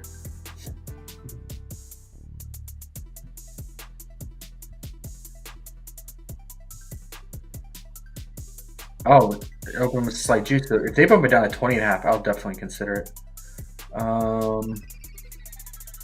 Yeah. Oh, and then that game, Luka, he always torches the Warriors for sure. So go right to the wagon, right? It's first half. PRA before they bump it. It's like a routine clockwork, right? Opens at 27.5, then you wake up and it's up to 28, and then later in the day it goes to 28.5. Every time. It's clockwork. And I think you for sure want first half with him, in my opinion, because one, his usage rate is insane in the first half, and then two, they could definitely, if Kyrie wakes up and is actually hitting his shots and Luka's doing Luka things, they could definitely blow out the Warriors here without Steph. The Warriors they're struggling this year, and then without Steph, they're not anything, no threat, nothing to worry about. So, yeah, definitely blowout concern. I don't even know. I'm sure the spread is it like 6 point favorites for Dallas? 7? Let's see. 7.5. That's fair. Yeah, high blowout potential here, in my opinion. So I'm gonna take the first half on that. But Gafford could still get his full game points. It looks like even in a blowout, the last time he blew out the Bulls, he still played his normal 22 minutes because he opens the fourth quarter. It's guys that you have to worry about, like Luka, who don't open, who sit that first 5 to 6 minutes in the fourth quarter. They have to worry about with blowouts because if it's just already blown out, they won't come back in at all. And the first half PRA is pretty low for him, but Luka dominates in the first half everything. So, and we always go to, if you want to pair it with a correlation, go to Kyrie, but I just feel like he's going to wake up one of these games, don't you? Underrated? Nope. I don't know. No? Not in the first half with Luka going crazy. Yeah. That Bulls game, he just really struggled shooting, and then he got benched because of it, lost out on some minutes. So, what do they have Chris Paul's assist at? Is it 8.5 still? Yeah, it's not worth it because of blowout. For 8.5 line, you want full game. Feel good about it.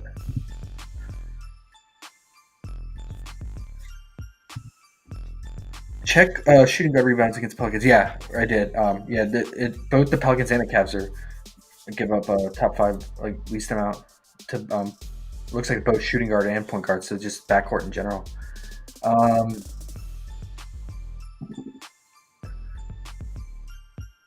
Yeah, I'm scared of full game now. But man, if we get Kuminga, the thing about Kuminga is that Steve Kerr wants to develop him, and they're getting stomped by the Spurs, because they play the Spurs on back-to-back meetings, and the first game they were getting stomped by him, and all the starters went to the bench, and Kuminga stayed out there the entire rest of the fourth quarter, and he just went off because it was just him out there, and he was just taking every shot and scoring against the scrubs. So. He's probably the only warrior I feel good about full game, just because of the potential blowout. And even better for blows out because, he's going to get that blowout. Garbage time run. Wait, just double check on who exactly was out there with him. I'm pretty sure. Yeah, see this? All the starters checked out about 6 minute mark. And he just stayed out there, played the entire fourth. And he just dominated the usage and scoring, man. So, even better, blowout. Although, as a Warriors fan, I don't like it, but the season's kind of lost its claws anyway. Charlotte, we skipped over. We talked about Nick. Look out for his 1.5 dunk.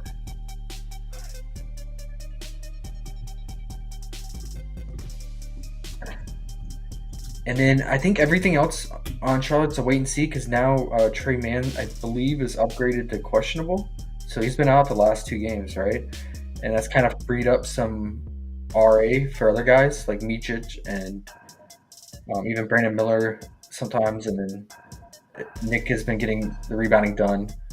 But whenever Trey Man's out there, he soaks up a lot of RA, so it'll affect the other players. So we got it's kind of a wait and see. I think he's questionable, right? He is. When I seen that, I was like, yes, I'm going right with Miles Bridges under assists again. I mean, it's a better sign for him because the last 2 games he was ruled out the night before, I believe. So this is a step in the right direction, right? Like getting upgraded to questionable. For sure. So, kind of makes me nervous for any other props besides Nick. I mean, because Nick should. I mean, if anything, Trey Man playing will help him too for him setting him up with lobs and dunks and things like that. So, but yeah, it'll affect definitely Mičić, his playmaking. And just overall PRA and RA. So potential under to consider. Took his under. They had him at 7.5 assists last game. He took the under, and he finished right at 7. I think if and we Man don't have his play, they probably won't even have him on the board if he plays. Man plays. He was at 6.5 with juice on the over. So we might get him at 7. We'll get tomorrow morning. PrizePicks might drop them at 7. You know, they hold out these lines that have high juice on them, so and then they'll drop them the next day at a flat number. Did he start with Man before? I think he did. If not, they played a lot of minutes overlapped too. So okay.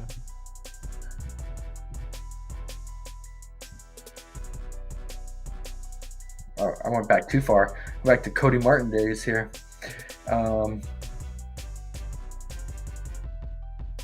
Yeah, see this game they started. Okay.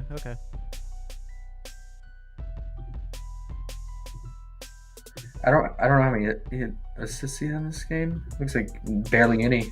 Yeah. He had 1 in the first half. Yeah, under that 7 might be something if they give it to us at 7, like you said, and Man's in.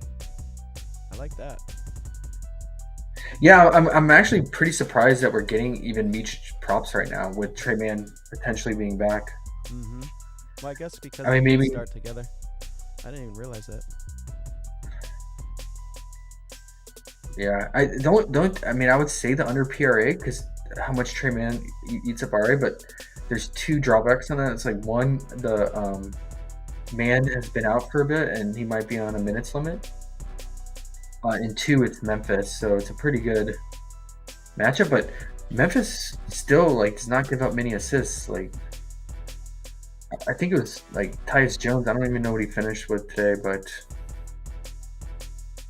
on the season, man, even with this unit, they play hard. Like these are hungry guys out there. It's just like over the last 15, they're giving up the second least assists to point guards.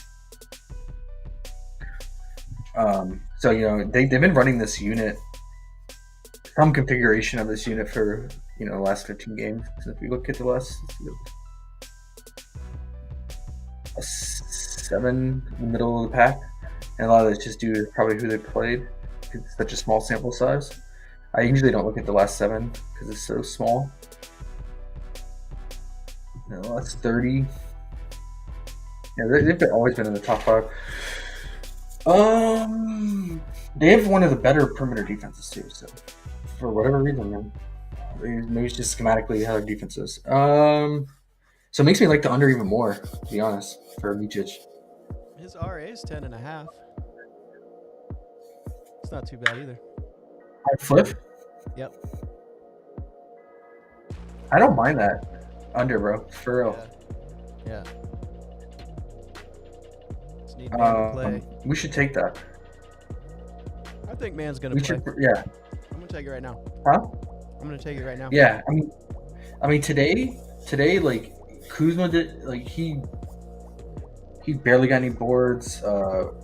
Denny barely got any. Like both of them didn't clear their RA. Mm-hmm. Yeah. And even better with Trey Man potentially back. What's his rebound thing? But even like I don't think it's grabbing that many, right? With Miles Bridges and Nick getting it.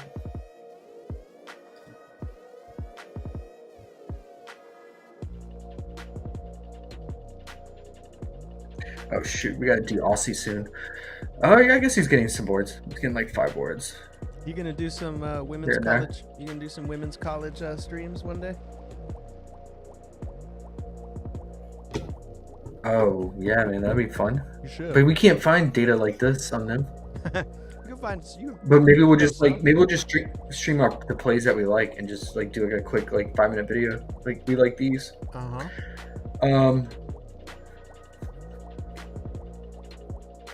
Okay. Let me add that. I think I like the assist under the most. If it's at 7, yeah, huh? Yeah. Because he could just get some random rebounds that gets him over that edge. Yeah, But the assists are gonna really take a hit. If it's 7 on PrizePicks, for sure. It's just 6.5 on books at the moment. Yeah, but it was minus 135 for the over, right? So yeah, it's trending towards PrizePicks juicing it. Okay. Nothing else in that game. Except, yeah, Nick Stunks. I'm gonna check shitty underdog. Potentially his rebounding if Trey Man's out. Trey Man is a rebound hog, even being a guard. Let's just see what is Nick at 9.5.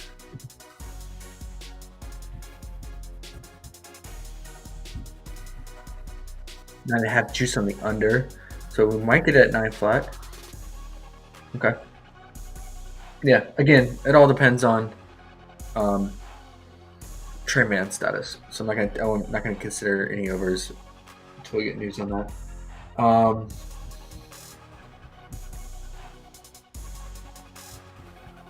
What was the other game before?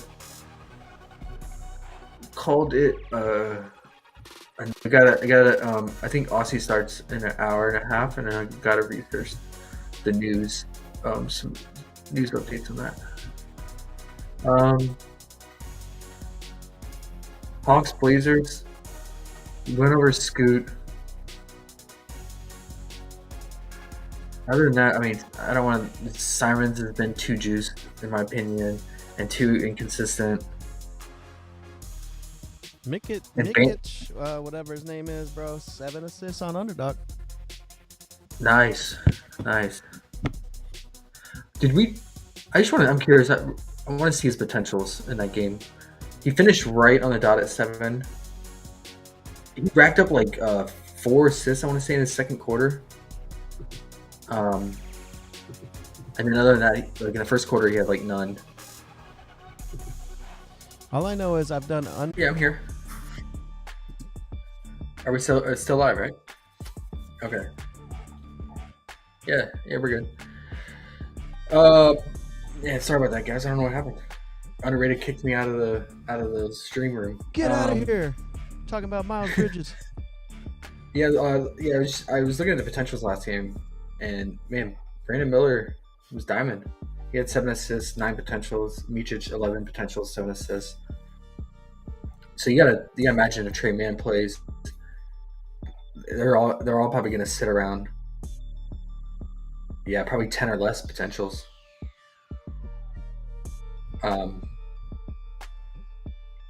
So I like it. I guess is gathered from that.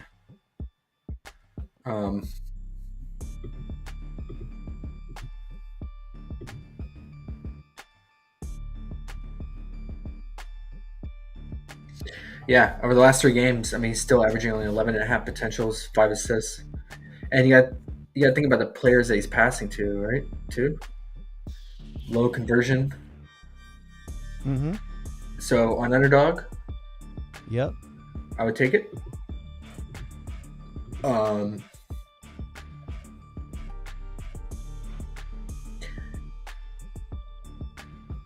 Let's see, what is there juice? on his RA too? Are they going to potentially bump that up?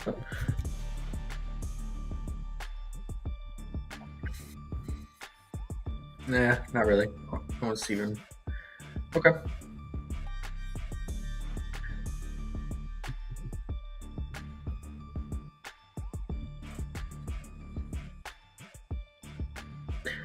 And then the late night hammer is going to be a good one, right? Lakers Kings. Mm-hmm. We love this matchup.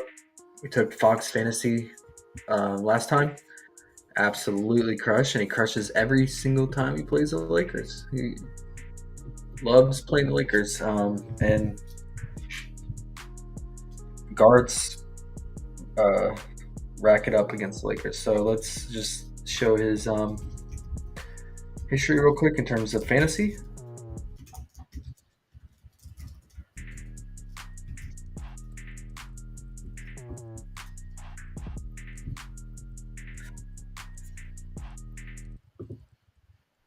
Okay.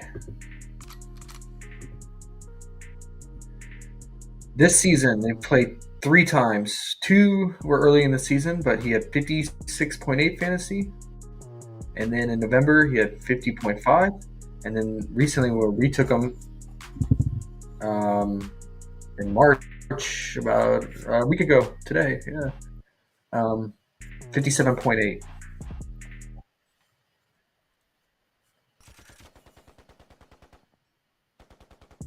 Like his fantasy because he racks up assists on them, and he gets stocks too versus Lakers. So, but it's definitely the scoring. I mean, he's just consistently scoring on them. Except this game, he only had 28, but he's so good at racking up steals. He gets a lot of steals on whenever he's switched on to AR-15. He just he is overconfident on him, and I noticed him. He just attacks him. So that's why I like the fantasy versus just the straight up points. But let's see what the line is. Let's hope that it's 45.5 again, and no more than 46.5. And then what are his points at?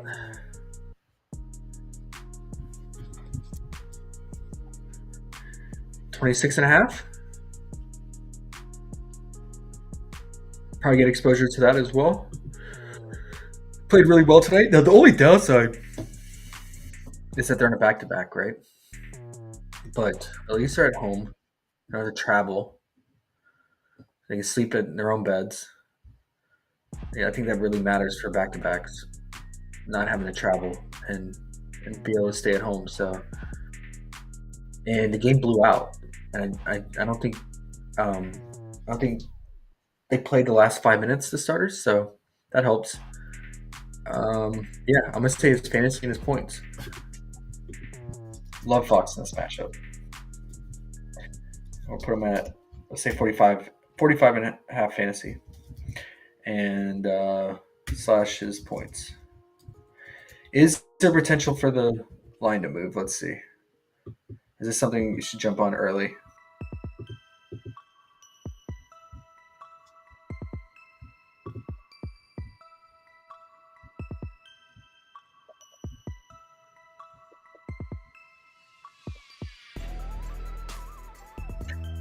No?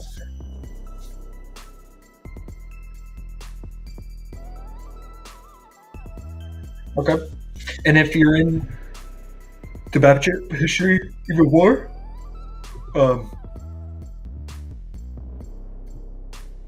a lot of times really struggles against Sabonis for whatever reason, because Sabonis is usually not a good defender. But I need to put versus Sabonis to make sure that he's actually in the game.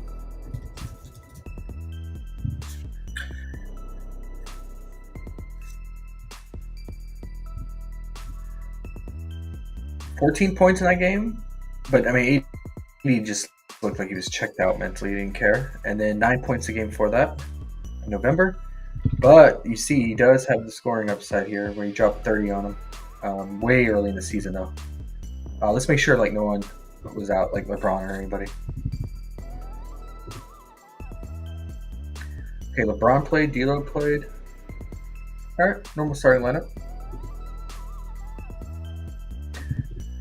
Yeah, it's just AD for you, man. Whether they want to show up or not. And he's motivated. So I'm personally gonna probably just fade him in this matchup. I get it if you want to take the under, but you can see clearly he has. It's not like Sabonis owns him or dominates him or anything. But he has the potential to score on him. But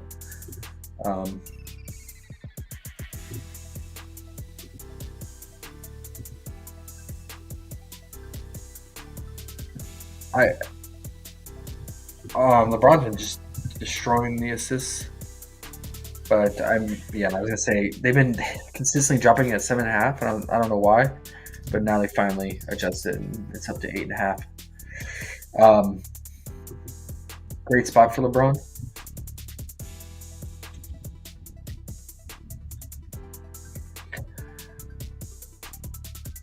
I've been taking his PA a lot too when they juice the assists. So you can see here, he's crushing the assists and scoring versus the King. So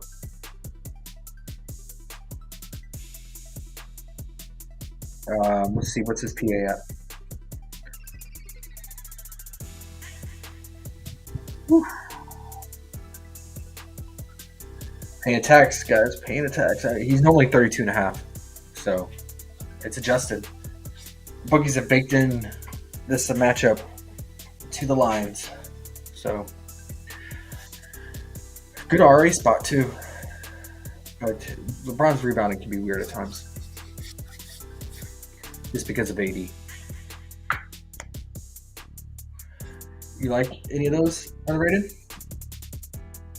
I would say his assists, he definitely racks up more at home. But yeah.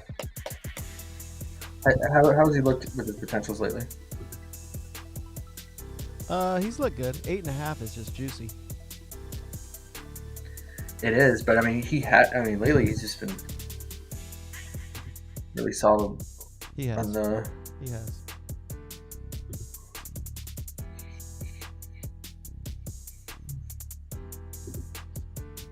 Last game he had 16. 16? Yeah. Russell 8.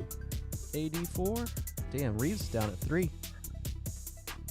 Yeah, I mean, a lot of that's because D'Lo's shooting so much too, right? So much more, not playmaking. He's shooting a lot of threes, getting hot. So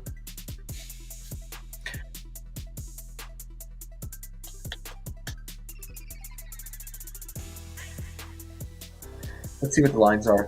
Any potential movement, and then we'll call it a night. Because I don't want anything else from this game. Sounds good. No, that's not going to move. Is his RA going to move? Let's look at his PA. I doubt it's going to move. It's already juiced.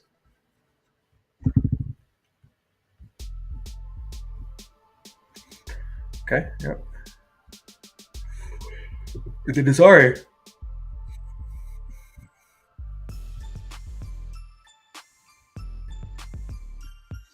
All pretty much even money line.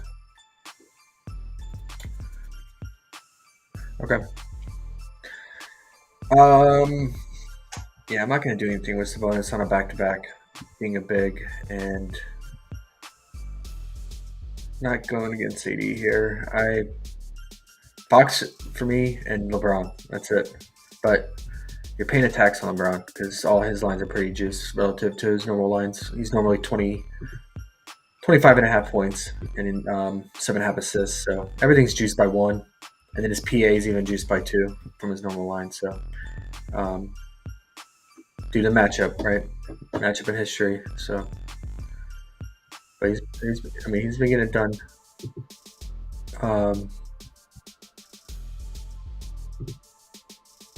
Gonna check the RA department.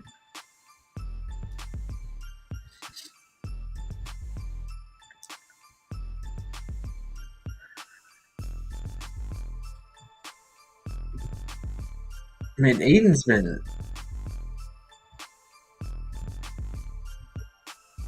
crushing it when he gets the opportunity in the right matchup, but I don't know if this is the right matchup. And now he's juiced, especially his first half. It's normally 7.5 or 8.5, so they already pre-taxed that.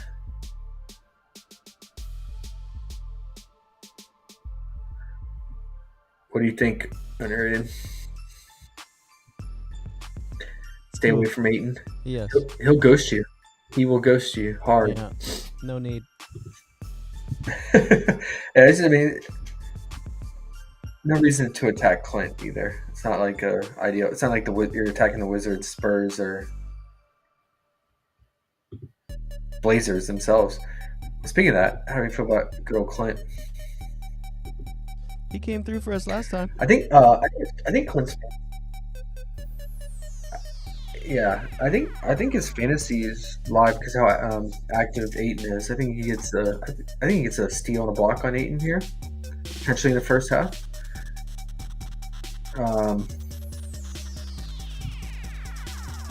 Let's say his first half fantasy if it's at 15, no more than 15.5.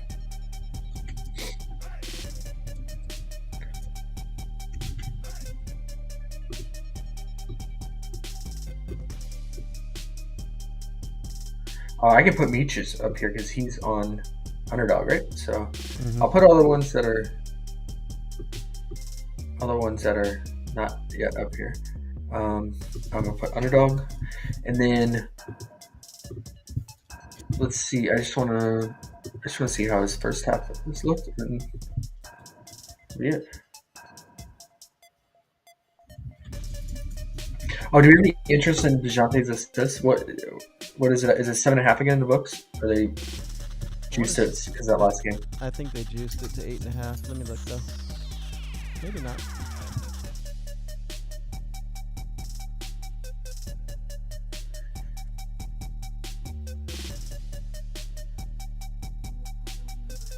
Oh yeah, it is 8.5.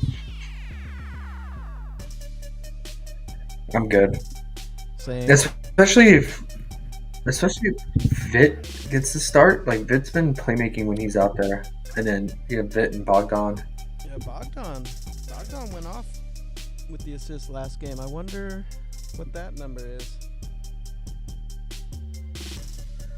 He's I mean, he has been every game. The potentials were there every game, but the players weren't making their shots. He's at 3.5 on Hot Streak, but it's gonna be 4 on PrizePicks. I don't like 4. 3.5 though. Yeah. You do 3.5 on Fliff.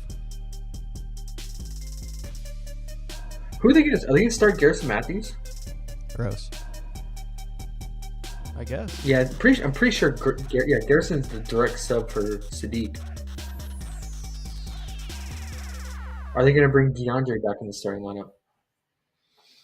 It seems like they like him off the bench,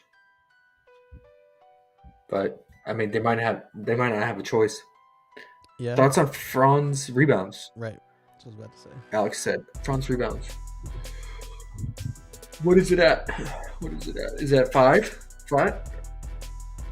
Or maybe 4.5 with juice on the over? We'll get at 5.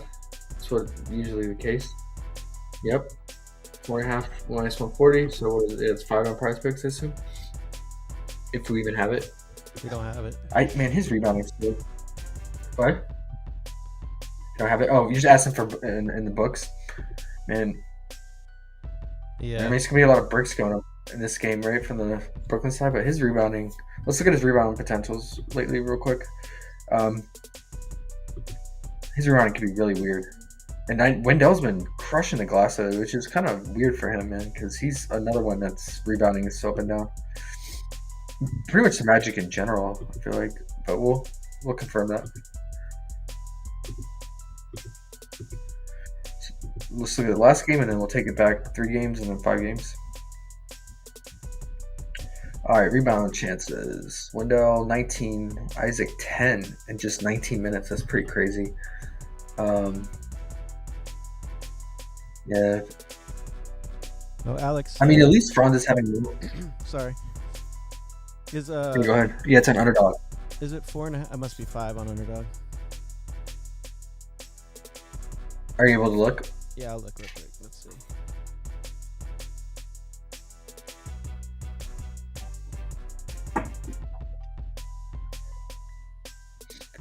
Is Suggs out again? Or is he God, I back? hate Underdog. It's so slow.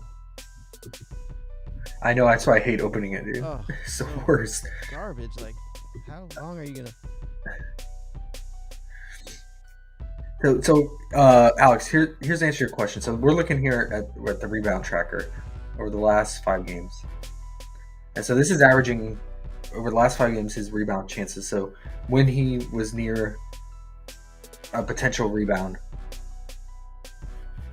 and in position for the rebound, and he's pretty far down on the list. I mean, of course, the centers are going to dominate that, but but Banchero's 11.7 rebound chances, even Isaac 11.5, and then I mean he's at the same rebound chances as Suggs, 7. It is 5 on Underdog. Yeah, I think it's too high. But this Bogdan 3.5 assists, minus 190 on Fliff. Hello. Woo! And then what was the other question? Aaron Gordon rebounds, Miami. He another one, man. That's Inconsistent. because of Jokic. I mean, when Jokic has one of those spike rebound, 15+ rebound games, and then even MPJ will get like around 8 rebounds.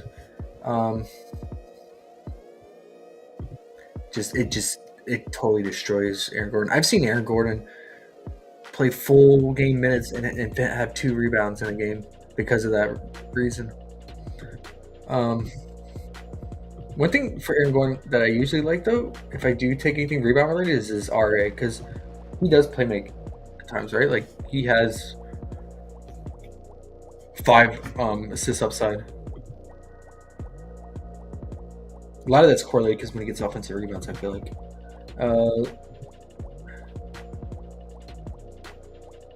You ever heard that saying, But yeah, talk to the I mean- hand? Uh-huh. Yours is talk to the hat. Talk to the hat. I gotta fix my camera, man. It just like constantly drifts up. That's all right. What's important? They don't need to see me. Where they need to see? Nah, we want to see whoever that watches mustache. this Nah. You gotta see the screen. You gotta see the screen. What is Aaron Gordon at? Is he at 6.5 or 7.5? What is he? Oh, he must be on Underdog. So he must be juiced. Was he 7 flat? I'll look real quick. Let's see. Oh, he's got to be 6 because he's 6.5 in the books, minus 145 on the under. Well, if Underdog would let me type, I'd have had it.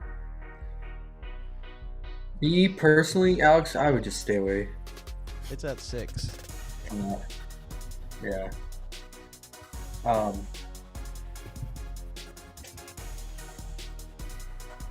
But we can quickly look at the. I mean, I'm sure it varies game to game. The rebound chance. I'm sure Jokic dominates, leads the chart, but then everyone else is just seems. I'm sure it's pretty random. But let's take a look. Jokic 21.5.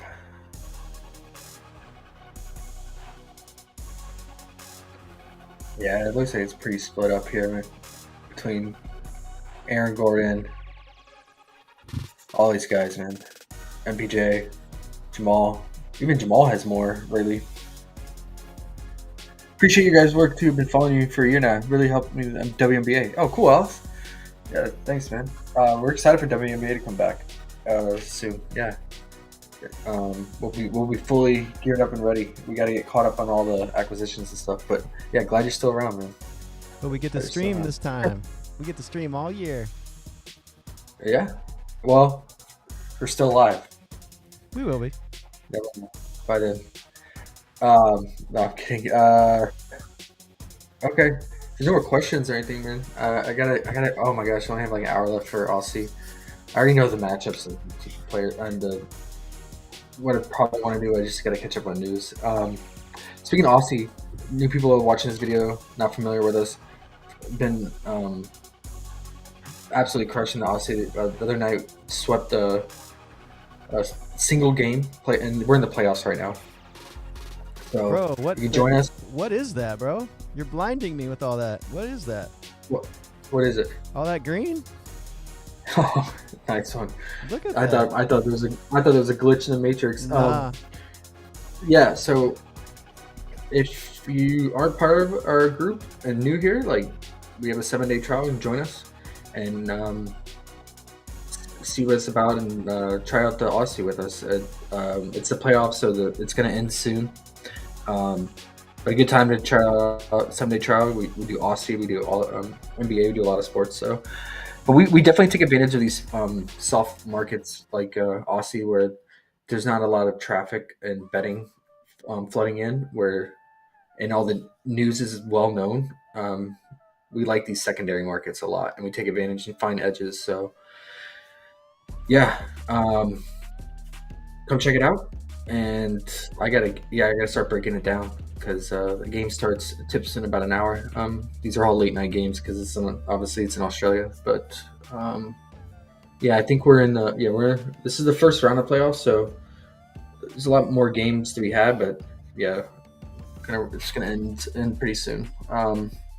And then we do college basketball, both men and women. So we like those a lot. And we have pretty sharp people working on that, like Coach. So check him out. He has a Twitter. It's Coach91 at Coach91.